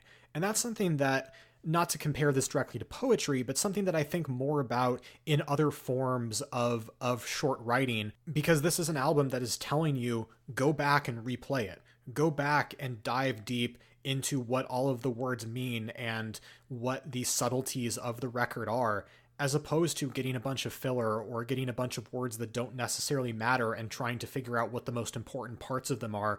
I think the way that this is presented and the way that the beats work here are utterly brilliant. I understand it's not going to be for everyone. It's certainly a minimalistic and experimental project, but it's also a project that only Earl Sweatshirt can make and feels deeply connected to what he's been through over the last few years, and I commend him for telling his story in such a unique way. So at number 17, Earl Sweatshirt, Some Rap Songs. At number 16, we have an album that really grew on me this year. It's an album that you've probably heard of if you've been following indie music this year, as it's a pretty popular one. It is from Mitski. It is called Be the Cowboy. And I alluded to in one of my videos earlier this year that I thought this album was good. I just kind of offhandedly mentioned that I thought it was good, but didn't necessarily want to talk about it in the Best Albums of the Month video. And that's because that's what I felt at the time. I listened to it, I liked the arrangements, and I really like the style that she sings with and the way that she writes her lyrics. It's just that for me, it didn't necessarily fit together. It's an album that has these very depressing, lonely lyrics and music that is often pretty upbeat and danceable and confident, and sometimes paired with these very brief, more somber folk songs as well, but it just didn't come together for me. It's like it was missing something, and I kept going back to it because I still liked parts of it, and there was something about it. Maybe it was just that it was catchy, but there was something about it that I couldn't shake. And then I had a listen where it really hit me, and I felt it, and I felt the vibes of this record, and from there, it just kept going higher and higher on my list. This has easily been the album that has grown on me the most throughout 2018, and it's because all of the pieces that initially did not feel connected to me finally felt connected. Because I ended up with listening to this album in a mood where I felt depressed, but also wanted to dance. And that sounds like kind of a weird thing. This is not the first album that has captured that sort of vibe. I always think back to Tears for Fears' Mad World, this incredibly upbeat pop song that then has these lyrics about all of the messed up parts of the world, and yet it feels perfectly connected. It feels like to me, that's always been the way that song should go. And songs on this album like Nobody and Geyser, and even some of the more somber folk songs in between, nailed that vibe for me. Like the snarky, even tempered delivery that Mitski has over these like catchy and super danceable indie rock and pop songs just hit that vibe right on. It was like that feeling of, I don't necessarily know what I feel at the moment. Like, I want to be more confident, and I want to feel out there and be outgoing and be with people, but I also don't. And that contrast has power in it. And that's something that I don't know that any other album captured this year. At least not for me. And it took a few listens to get there. I know there's probably people listening to this who immediately that's what they latched onto, or they found something else in this album. They just liked the vocals and they thought it was catchy, or they liked the writing or whatnot. I mean, this is as I said, a pretty popular album. But this is one that went for me from, it's fine, to, man, this thing hits hard. And so if you're looking for an album to be sad and lonely to, here's one that doesn't sound as sad and lonely as it's written, and there's something pretty great about that. So number 16, Mitski, Be the Cowboy. And number 15, Italian doom metal band Mesa come into their own on their second album with Feast for Water, a record that is not going to be as emotionally resonant as some of the music we've just talked about, but musically is really fascinating to me. And I mentioned biases before. We all have our own biases. I'm going to say straight up, this is an album that is part of my bias. I get that. I like slow and heavy music. We've talked about some of that already. I also like dark jazz music a lot. I consider Boren and Der Club of Gore one of my all-time favorite bands. If you don't know them, check them out. They are an awesome German dark jazz group. I like the music to Twin Peaks quite a bit. And Mesa is a band that takes the sound and heaviness of doom metal and splices it with dark jazz sections. It's like an alternate doom metal Twin Peaks soundtrack, and that could not be more of my thing. But purely from a compositional standpoint, I do think that there really is something here. It's not just this cool fusion that I like. It's a really original idea, and it works so well off of each other because both of those sounds, doom metal and dark jazz, are incredibly atmospheric. I mean, that's essentially what dark jazz is dark ambient and jazz put together.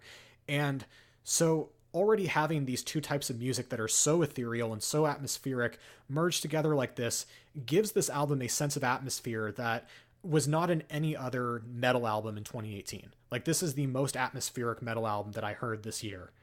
And it elevates the genres that it's working with, because dark jazz music often is, other than Born Under Club of Gore, which I think elevates beyond that, a lot of dark jazz is kind of, we're going to play the music of Twin Peaks. Like, there's literally a bunch of dark jazz bands that are named after Twin Peaks stuff. And this feels like it's not that. It's influenced by that, but it feels like something new and different by bringing in the doom metal and some other types of more heavy compositions. It isn't going for the same type of atmosphere. And with doom metal, there's a lot of doom metal bands that sound the same as well. We've talked about a few that don't here, but there's a lot of doom metal bands that are going for a lot of the same things, and this one breaks things up so nicely. Like, there's a lot of softer, more elegant sounds on this album that you wouldn't hear on typical doom metal releases, or at least it's in the place of something like post-rock or the other softer sections that the genres often play with. So I think if you're a fan of either of these things, doom metal or dark jazz, this is an album that you need to check out that went under the radar this year. And if you're like me and into both of those things, woo, get on this one. So number 15, Mesa, Feast for Water.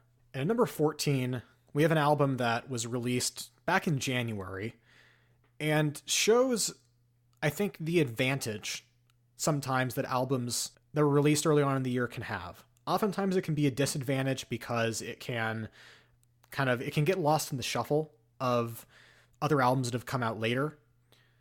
But with JPEG Mafia and his breakthrough record, Veteran, that album is super weird and super eclectic and basically allowed me to keep listening to it throughout the year and just love it more and more as the year continued and become one of my most listened to albums throughout 2018.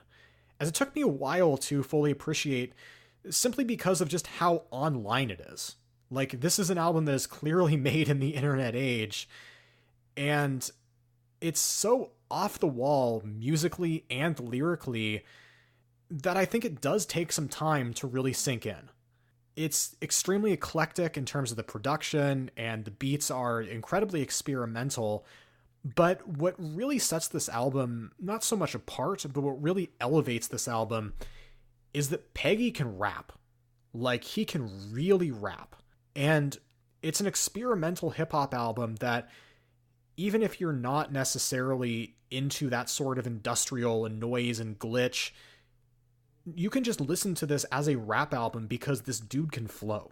And from a production side of things, it is an original take on that. This is one of those industrial hip-hop albums that does not copy Death Grips. It is doing something unique. It is doing something different with that sound. It's not a Death Grips clone. It's not a Clipping clone. It's so all over the place with samples from pop culture and obscure music and is so surprising and intense with all the different things that it throws at you. And maybe more than anything else, it fits Peggy's personality perfectly. And that personality is the main reason why this album has shot up my list throughout the year. JPEG Mafia has this devil-may-care attitude that he delivers his lines in that his peers simply can't match. He is the woke troll that hip-hop needs at the moment, as he tackles some really serious subject matter on this album and says some progressive things that I would not expect to be in hip-hop, like he calls out domestic violence on multiple occasions, but yet he delivers so many of his lines in a way where he sounds like he's just over the hip-hop industry. Like he's just doing all of this and making fun of everyone else because they're all a bunch of idiots, and he's just going to poke the bear any chance he can get.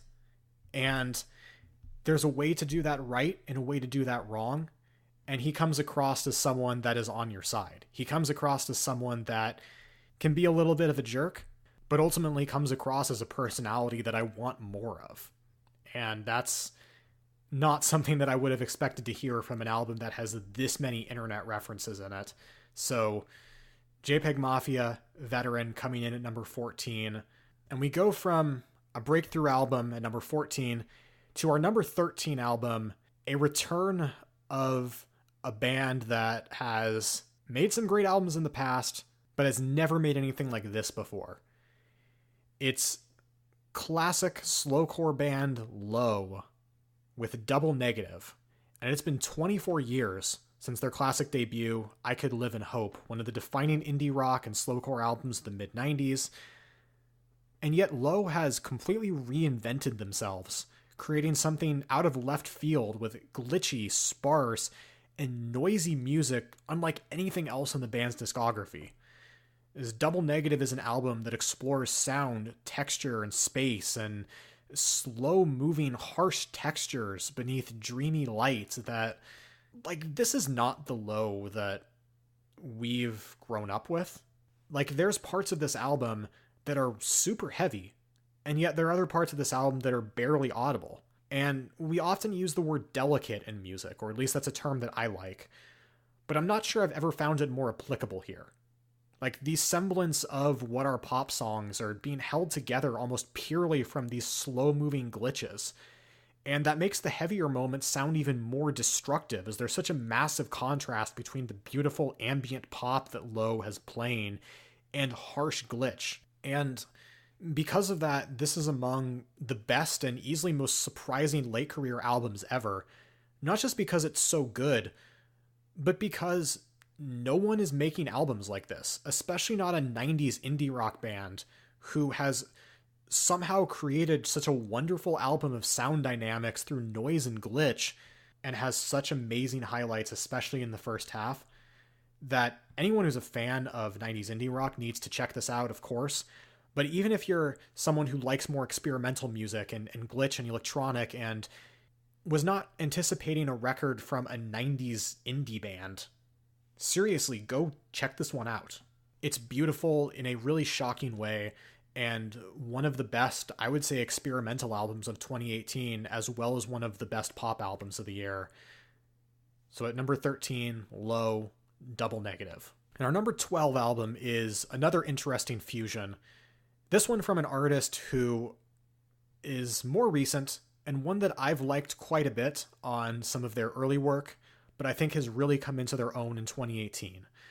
That is Zeal and Ardor with their second album, I guess you could say first full-length album, in Stranger Fruit, as their first project, Devil Is Fine, was an album that I really loved, but felt more like a proof of concept, proving that you can in fact mix black metal and spirituals music into something that's A, actually listenable, and B, super creative and engaging. But Stranger Fruit feels like both the natural evolution of that sound and Zeal and Ardor coming into their own as a fully realized band. It still uses that same mix of the tremolo from black metal and the rhythm of spirituals, but there's elements of blues and hard rock and gospel and even some other surprising styles and more accessible styles of music here than what you heard on some of their earlier work.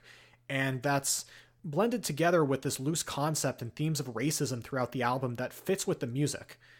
And I understand that Zeal and Ardor started as a joke on 4chan or kind of a dare on 4chan, and I have mixed feelings about that. But at the same time, Stranger Fruit actually feels like it's saying something. Like, there's actual substance to the lyrics on here that, as I said, fit really well with the music that is being played, and it ends up being, without a doubt, the most accessible use of black metal that I've ever heard. Like, I understand that this is not a pure black metal project. I get that. I listen to black metal. There's black metal on this list. I get that. But in terms of an album that incorporates elements of black metal that I can recommend to fans of hard rock, like, this has black metal screams in it and a heavy use of tremolo, and I think there are songs on here that could get radio play because they're super catchy, and the spiritual rhythms help that, and it ends up with a ton of variety as a listening experience as well. Like, it's an album that is one of the most original metal releases I've heard in some time, while also something that feels like a breath of fresh air in the realm of hard rock, as it's taking elements from blues rock and even parts of 90s hard rock and is doing something really unique and smart with a lot of it. So Zeal and Ardor, Stranger Fruit coming in at number 12. And number 11 is another artist coming into their own, another artist I've liked quite a bit for a while. But we have Gazelle Twin with Pastoral, as this is the first Gazelle Twin album where I feel like it's wholly original, I would say. That sounds a little bit harsh, because I have, as I said, liked a lot of Gazelle Twin's music, but her influences have always been clear and on display. And that's not a bad thing. That's certainly not a bad thing. And while parts of Pastoral can still sound like The Knife and certain other ambient and art pop projects, there's more of a concept here that comes across, and in doing so, this sounds more twisted and horrific than anything that Fever Ray and company would come up with. As Gazelle Twin has sampled all different types of old English folk music and put it to modern dance and industrial beats, but the folk instruments are warped to an almost indistinguishable level. Flutes will sound nice at times, while also cacophonous at others, and that creates a horror backdrop for these repetitive and sarcastic vocal samples that remind me a little bit of Jay Lin or kind of a footwork kind of production. And Gazelle Twin uses that weird and twisted atmosphere and those vocal samples to make a statement on the modern state of the UK and politics, and it ends up working as a piece of commentary more so because of the atmosphere that it has and just those weird and off-putting folk music that it's drawing from, more so than the lyrics that are kind of on the nose but do work for what they are. And just the brilliant production work and how weirdly catchy it is at times, it makes it this like oddly infectious album that can sound just incredibly vile at times as well. It's such a weird contrast, and the kind of thing that, yes, does still borrow from her influences, but also sounds like a concept and project that no one else is doing, and something that came together for me as one of the best and most fascinating listening experiences of the year in electronic music. Also, shout out to the terrifying Red Imp character that Gazelle Twin has had on the cover and in her music videos, especially for Hobby Horse, which is one of my favorite tracks of the year. So Gazelle Twin, Pastoral, coming in at number 11. And we begin the top 10 now with the 9th album from Canadian producer Tim Hecker. It is called Kanoyo, and it comes in at number 10 on our list. And I've been a huge fan of Tim Hecker for a long time. I've loved a lot of different albums throughout his discography, mostly because of his ability to blend beautiful music with harsh sound, as a lot of his previous albums have played with noise and industrial to create what is very often beautiful and breathtaking ambient music. But here, Hecker places his electronics alongside physical Japanese instruments, mixing digital and natural sounds to create some truly sublime music, as Hecker traveled to Japan to record a style of Japanese court music called gagaku. And in producing this record, he really embraces the composition and silence of the music he's drawing from, as he lets his harsher sounds subside more than ever, as he ends up with gorgeous compositions of abstract sound and lush soundscapes.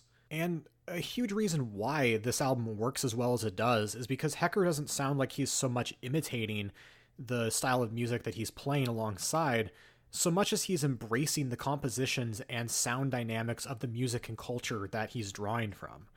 And it ends up with a vivid album, yet one that is hard to nail down an exact time and place because of how clashing it can be, and yet it still is very beautiful and meditative. And that makes Kanoyo a challenging and fascinating record, and something new from Hecker in an interesting direction after branching out and incorporating sounds from other musicians on 2013's Virgins, which is a tremendous album.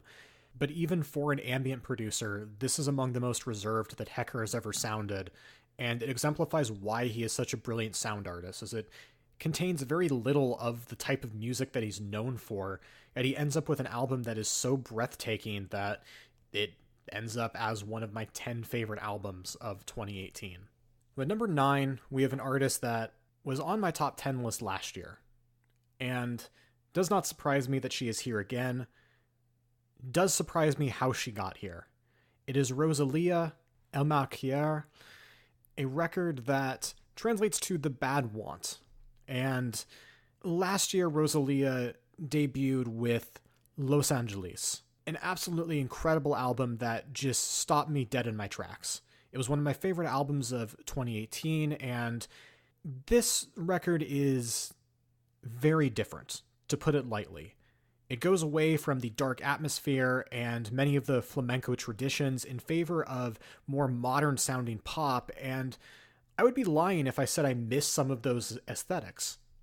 Like, the darkness and beauty of Los Angeles is part of the reason that drew me to that record and why I was just utterly floored the first time I heard it and continued to be throughout the year. However, what's here on her follow-up is utterly brilliant. This is one of the catchiest and most creative pop albums I've heard in a long time, and with Spanish language music finding a more mainstream audience in the US, this needs to be massive, as it's the kind of album that is immediately infectious and even beautiful on a surface level to, I would imagine, just about anyone, but has so much depth underneath, as this album is full of brilliant compositions that play with sound design and use Rosalia's incredible voice in creative ways. And I want to emphasize that Rosalia is a ridiculous singer, and in a vacuum, it's maybe a little bit disappointing to hear more of the electronic effects that take some of the emphasis off of the power of her singing. But with that being said, you still get a virtuosic performance really throughout the entirety of this record. And mixed in with that is a production style that works alongside her voice, as in the way that the tracks build is not just incredibly catchy, but make her voice and her performance sound even more beautiful. And the flamenco roots are still there. They aren't placed as much in the forefront as on Los Angeles, and there's certainly more of a pop emphasis. There's a track that even samples a Justin Timberlake song, but in doing so, it doesn't sacrifice any of the beauty of that original album. This is still such a powerful sounding release, and one that is going to appeal to even more people, and one that I found myself listening to just as much as Los Angeles. And there still is darkness to be found in this record. It is not just a really sugary, sweet pop album. It's a record that has subtlety in its compositions, and it ends up being a record that, again, you can listen to as a surface level pop album and get a lot out of, but it's also a really texturally deep and satisfying album that is just utterly gorgeous. And 2 years in a row, Rosalia has made very different albums that I just can't stop listening to.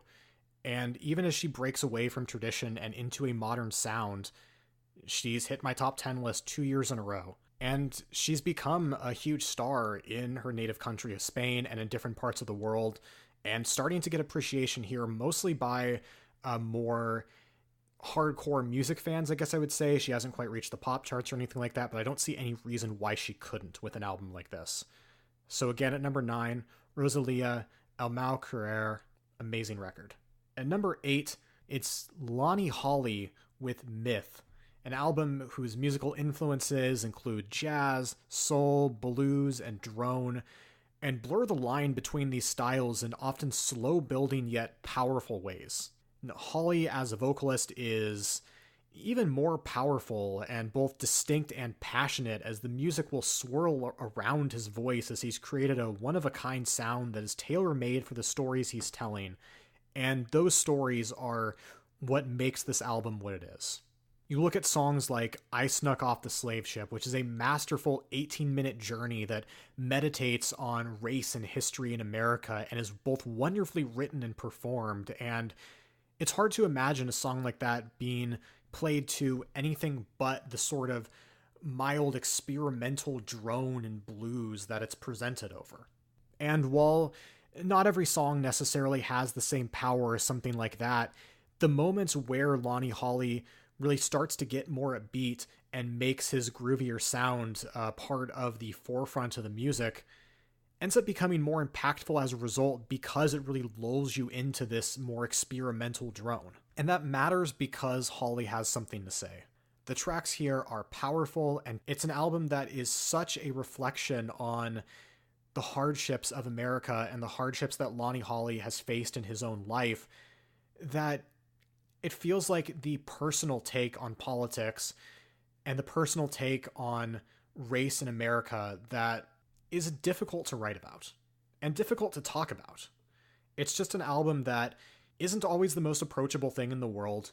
Again, it's a long album that has long drone segments that in some places will overpower all of the different jazz and blues influences that he's bringing to the table. But it's a very important album that I think is worth listening to, and has songs like I Woke Up in a Fucked Up America that are groovy and catchy and have such an important message to it that at the very least, go check those songs out. And if you're looking for something more experimental and a real powerful heavy listen, go listen to this record. At number 8, Lonnie Hawley with Myth. And speaking of politics, at number 7, here is a group that does not hide that they have made a political album. In some ways, it is not as subtly or as powerfully written as Lonnie Hawley, but the intensity that Idols bring to the table on Joy as an Act of Resistance, their second album, is unlike anything else released in 2018. This album expands upon what I felt was an excellent debut from this British punk band, and this album is noisier and at times more upfront, but still has much of the dark humor and wit of their first record.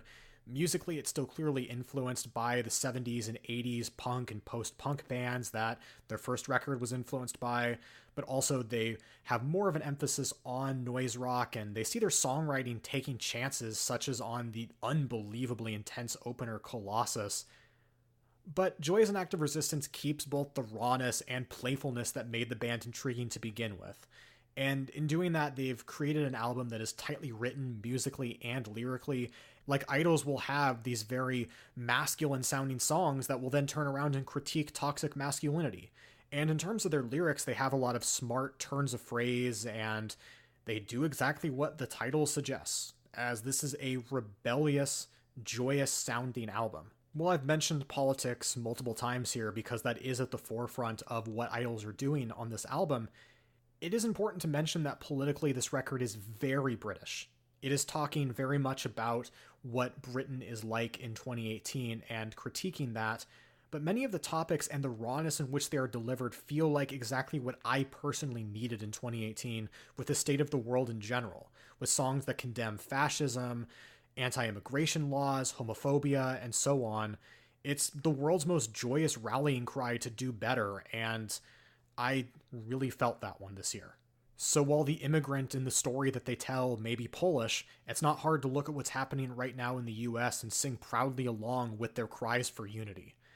And because of that tight songwriting and the intensity in which their music is played, Joy as an Act of Resistance ends up being one of the best punk albums I've heard in a long time. And it's certainly one of the most immediate sounding, despite how retro a lot of its influences are. So at number 7, Idols, Joy as an Act of Resistance. And at number 6, we have an album that is from a group that I've kept my eye on for a while. They are an Indonesian experimental group that recently signed to Sublime Frequencies to release their first album on the label. They are called Sanyawa, and they have released an absolutely brutal, heavy, and meditative drone album called Sujud, with throat singing and chanted vocals and homemade instruments that just bring with it an earthy and tribal sound, along with loops and electronics that distort it, and it all adds up to an atmosphere that is just something else. Like, it's clear that Sanyawa are influenced by modern punk and metal, especially of the doom metal variety, but this album's traditional roots help it feel even heavier than just about anything I heard in metal music this year. It's another album that explores the contrast between very natural sounding instruments and modern electronics, often played harshly, as that's something that we've certainly talked about on this list already. But the difference with this one is it's not going for beauty, or at least not in the same way as other albums on this list. Instead, it's using that to opt for a darker and more claustrophobic sounding experience, like you've stumbled into a dark ritual. And for what is essentially a drone record at its core, this thing is remarkably varied. And part of that is because of the instrumentation itself and all of the different instruments that Sanyawa are using on this record. But a huge reason for that is the incredible and diverse vocal work that really brings the instrumentation to life. They've always had an interesting sound, there's no doubt about that, but they've grown tremendously as songwriters. And the way that they work tension into these tracks is unlike anything that they've done on their previous albums, and it ends up nailing the atmosphere and ambiance that they've always had the potential to create. And I can safely say that this is an album unlike anything else released in 2018. So at number 6, Sanyawa, Sujud, one of the best and most organic experimental albums of the year. And now, the top 5. At different points of the year, I could have seen any of these 5 albums taking the number 1 spot. So I want to say that right from the start, that when I was putting this list together, these had to be the 5. And in many cases, these are the best albums of their respective genres of the year. Kind of worked out like that, doesn't always. And at number 5, we have what I believe to be the best hip-hop album of 2018. And it's from an artist that I've enjoyed in the past, and it was an album that I was heavily anticipating. But I want to make the case that Taboo by Denzel Curry is not only the best trap or SoundCloud album of 2018, and as I said, my favorite hip-hop album period of 2018, I believe that this is the best trap or SoundCloud, whatever you want to call it, rap album ever. This is an album that breaks the mold and shows a level of variety, darkness, songwriting, and subtlety that we rarely ever, never see from that style of music, and we've never seen from Denzel Curry himself before. And that's not to say that Denzel Curry hasn't rapped before. I've loved Imperial. I've loved some of the EPs and mixtapes that he's done over the years. He's always been an exceptionally talented rapper and a really fun artist to listen to who has always had a conscious feel to his music on top of his aggressiveness. And parts of Taboo continue that aggressiveness that you would expect from Denzel Curry. He's a hard rapper, no doubt about that. But this is also a conceptual album and a much more ambitious project than anything else that Denzel has done. It's an album that is divided into 3 parts, light, gray, and dark, and we see the vast amount of lyrical themes that Denzel dives into over the course of the album evolve throughout its running time, with the last third of the album delivering some of the hardest and most aggressive hip-hop songs you'll hear all year. And at first I was just really surprised because I'd never heard Denzel Curry really tone it down and write slower, more introspective songs. But he shows he can here. And it's all tied together and works perfectly because Curry has such excellent flow and lyrical ability throughout the length of the project. And he's aided by really meaningful guest features. Gold Link, JID, JPEG Mafia, Zillakami, all come through with not just great verses individually, but are used at the perfect moments. Like they're placed in the perfect songs and the perfect parts of the album. And partly because of that, and in part because of the variety, there's just a perfect pace to the album, where even if I can nitpick about the concept and that maybe not all of the themes necessarily mesh together, the album itself just flows tremendously. It deals with a number of serious topics, from politics to mental health to the music industry, while also keeping things more personal than I ever could have expected from Curry. but it also just maintains the level of fun and aggressiveness that I've always enjoyed about him before. And I don't care how you feel about trap music or whatever. This is an album that needs to be listened to by anybody who enjoys hip-hop music. It's that good, and it has something for everyone on it, while maintaining a shockingly high level of quality throughout. So number 5, my favorite hip-hop album of the year, Denzel Curry, Taboo. At number 4, we move from dark yet accessible to dark and inaccessible, with my favorite metal album of the year, Imperial Triumphant, Vile Luxury. Now, I loved Imperial Triumphant's last album, Abyssal Gods. I loved how weird and dissonant and bleak the whole thing was. It was like the most bizarre yet intensely raw and brutal experience, and yet somehow they've managed to make an album that expands upon all of that. And first and foremost, I want to say that we need to stop comparing Imperial Triumphant to Decibel Omega. As while there is certainly influence and they occupy similar spaces of avant-garde black metal, and I understand that to a wider audience it's a pretty narrow thing, but these guys are way farther out there in the experimental realm than Decibel Omega.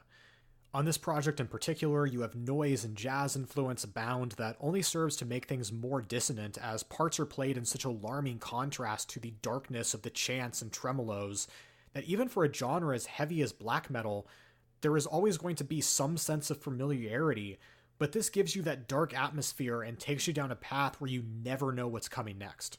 It's like someone is leading you down a literal dark maze where you have no idea what's in front of you, and you just have to be along for the ride. And there's a number of different vocalists and vocal guests on the album, including a very welcome appearance from Bloody Panda's Yoshiko Ohara, who I've not heard from a long time. Please, more Bloody Panda music.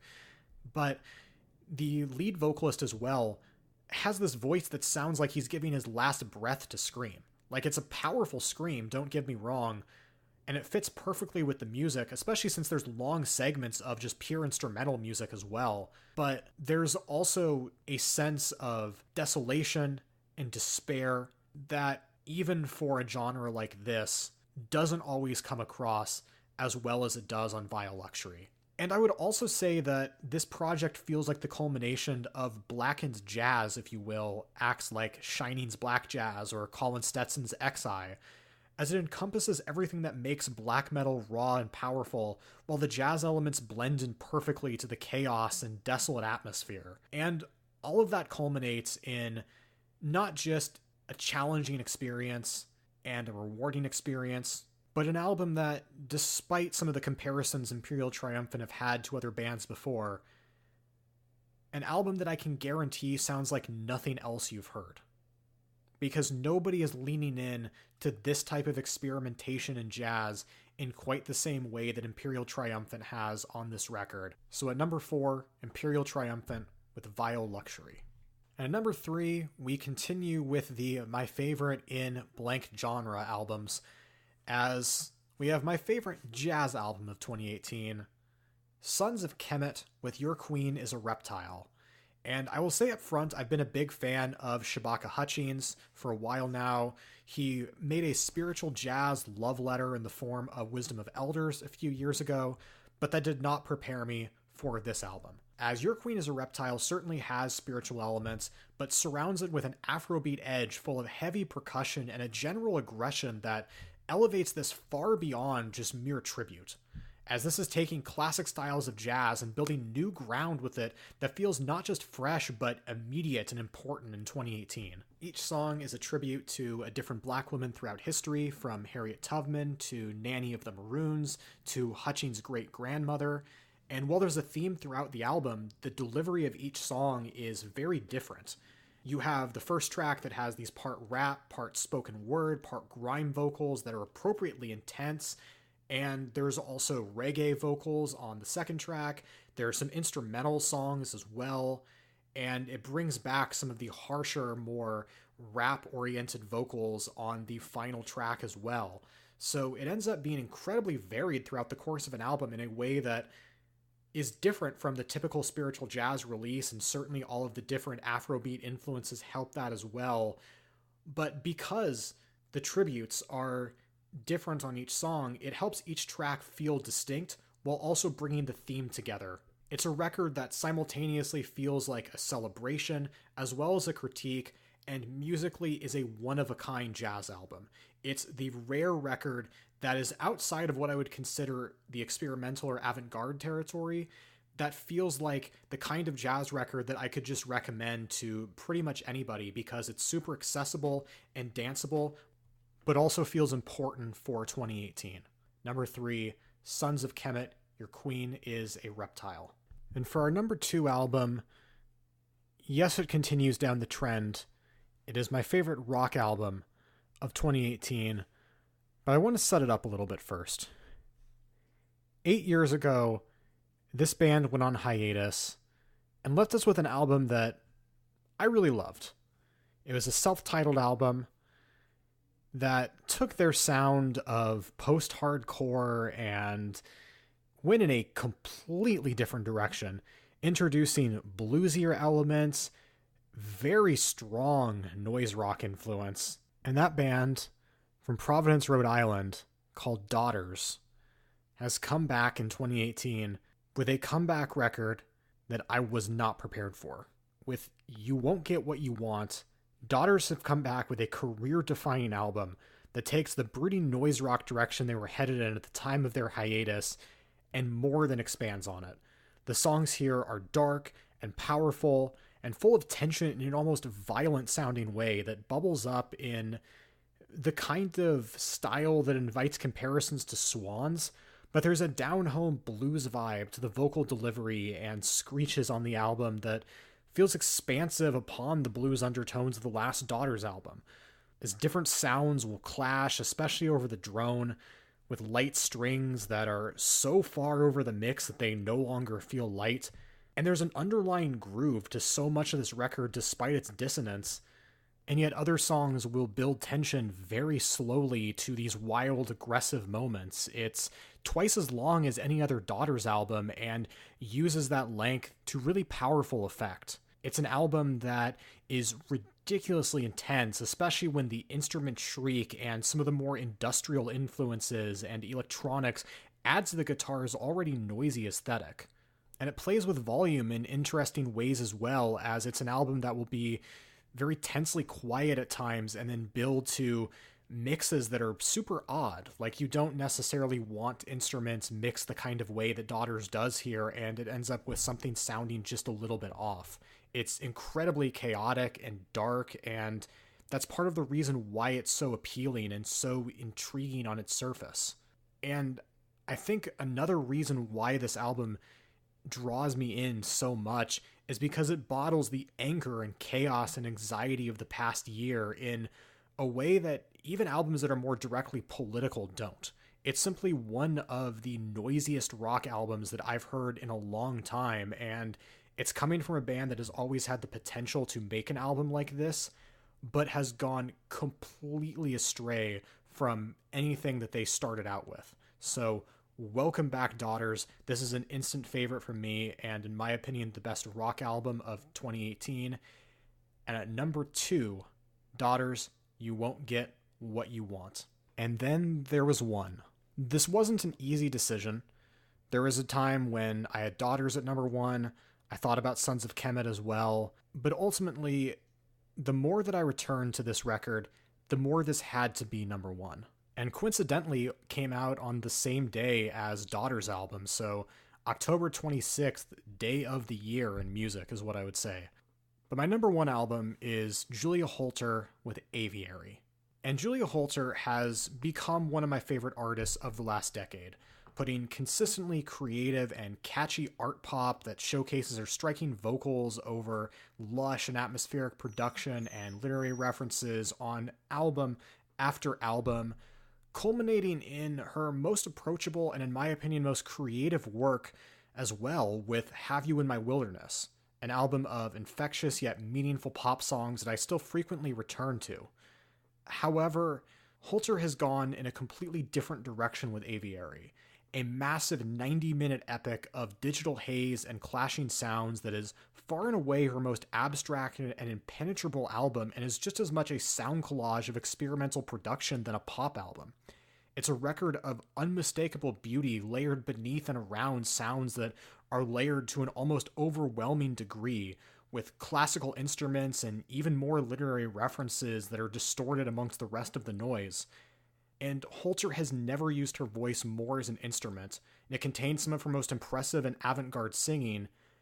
And while Holter is more known as a vocalist, really the meat of this album to me, or what stands out to me the most, I should say, is the production. It is simply stunning. There is obvious beauty here lurking beneath the surface, but it's almost an uncomfortable type of beauty because of the way that the album is layered, and the way all of the sounds are put together on this thing just boggles my mind. There is so much to this release, so many independently beautiful sounds that come together in profound ways. It's certainly not going to be for everyone. And in some ways, it's actually easier to recommend her last project because it is that much more accessible. Yet there is no other album in 2018 that had this much of an effect on me. It's 90 minutes long, and I just want to return to it again and again and experience this world of sound that Holter has created and immerse myself back into it. It's because it removes all of the familiarity and structure of her music to something surprising. You just have to go where Holter takes you, and because of that, it feels more performative than any other album I heard in 2018, in a year where I found so much depth in the contrast between digital and traditional, and we've brought that up numerous times on other albums on the list. This is the album that best exemplifies the power of that. There's just something magical here, and that type of magic feels natural. And what I mean by that is it doesn't sound like Holter set out to make something in meticulous detail, despite how much of that there actually is here. This isn't a logic puzzle so much as what appears to be a natural expression full of different parts of Holter's life and personality and influences arranged in a cluttered way. And while a lot of other experimental albums that deal with this type of emotional resonance are often dark, this one really isn't, at least not in the same way.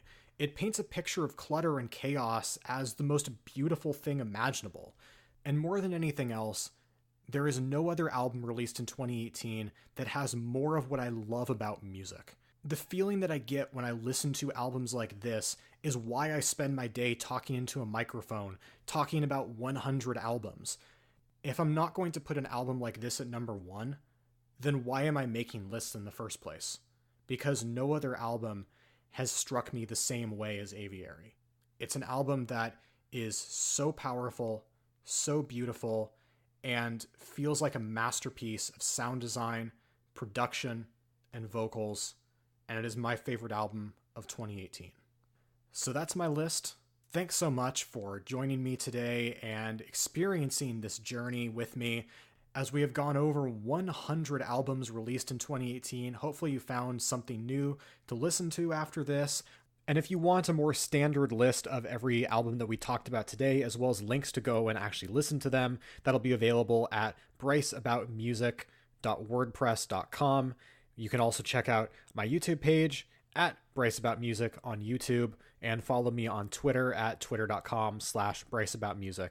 So once again, thank you so much for taking this journey with me, as this is a new format that I wanted to try out.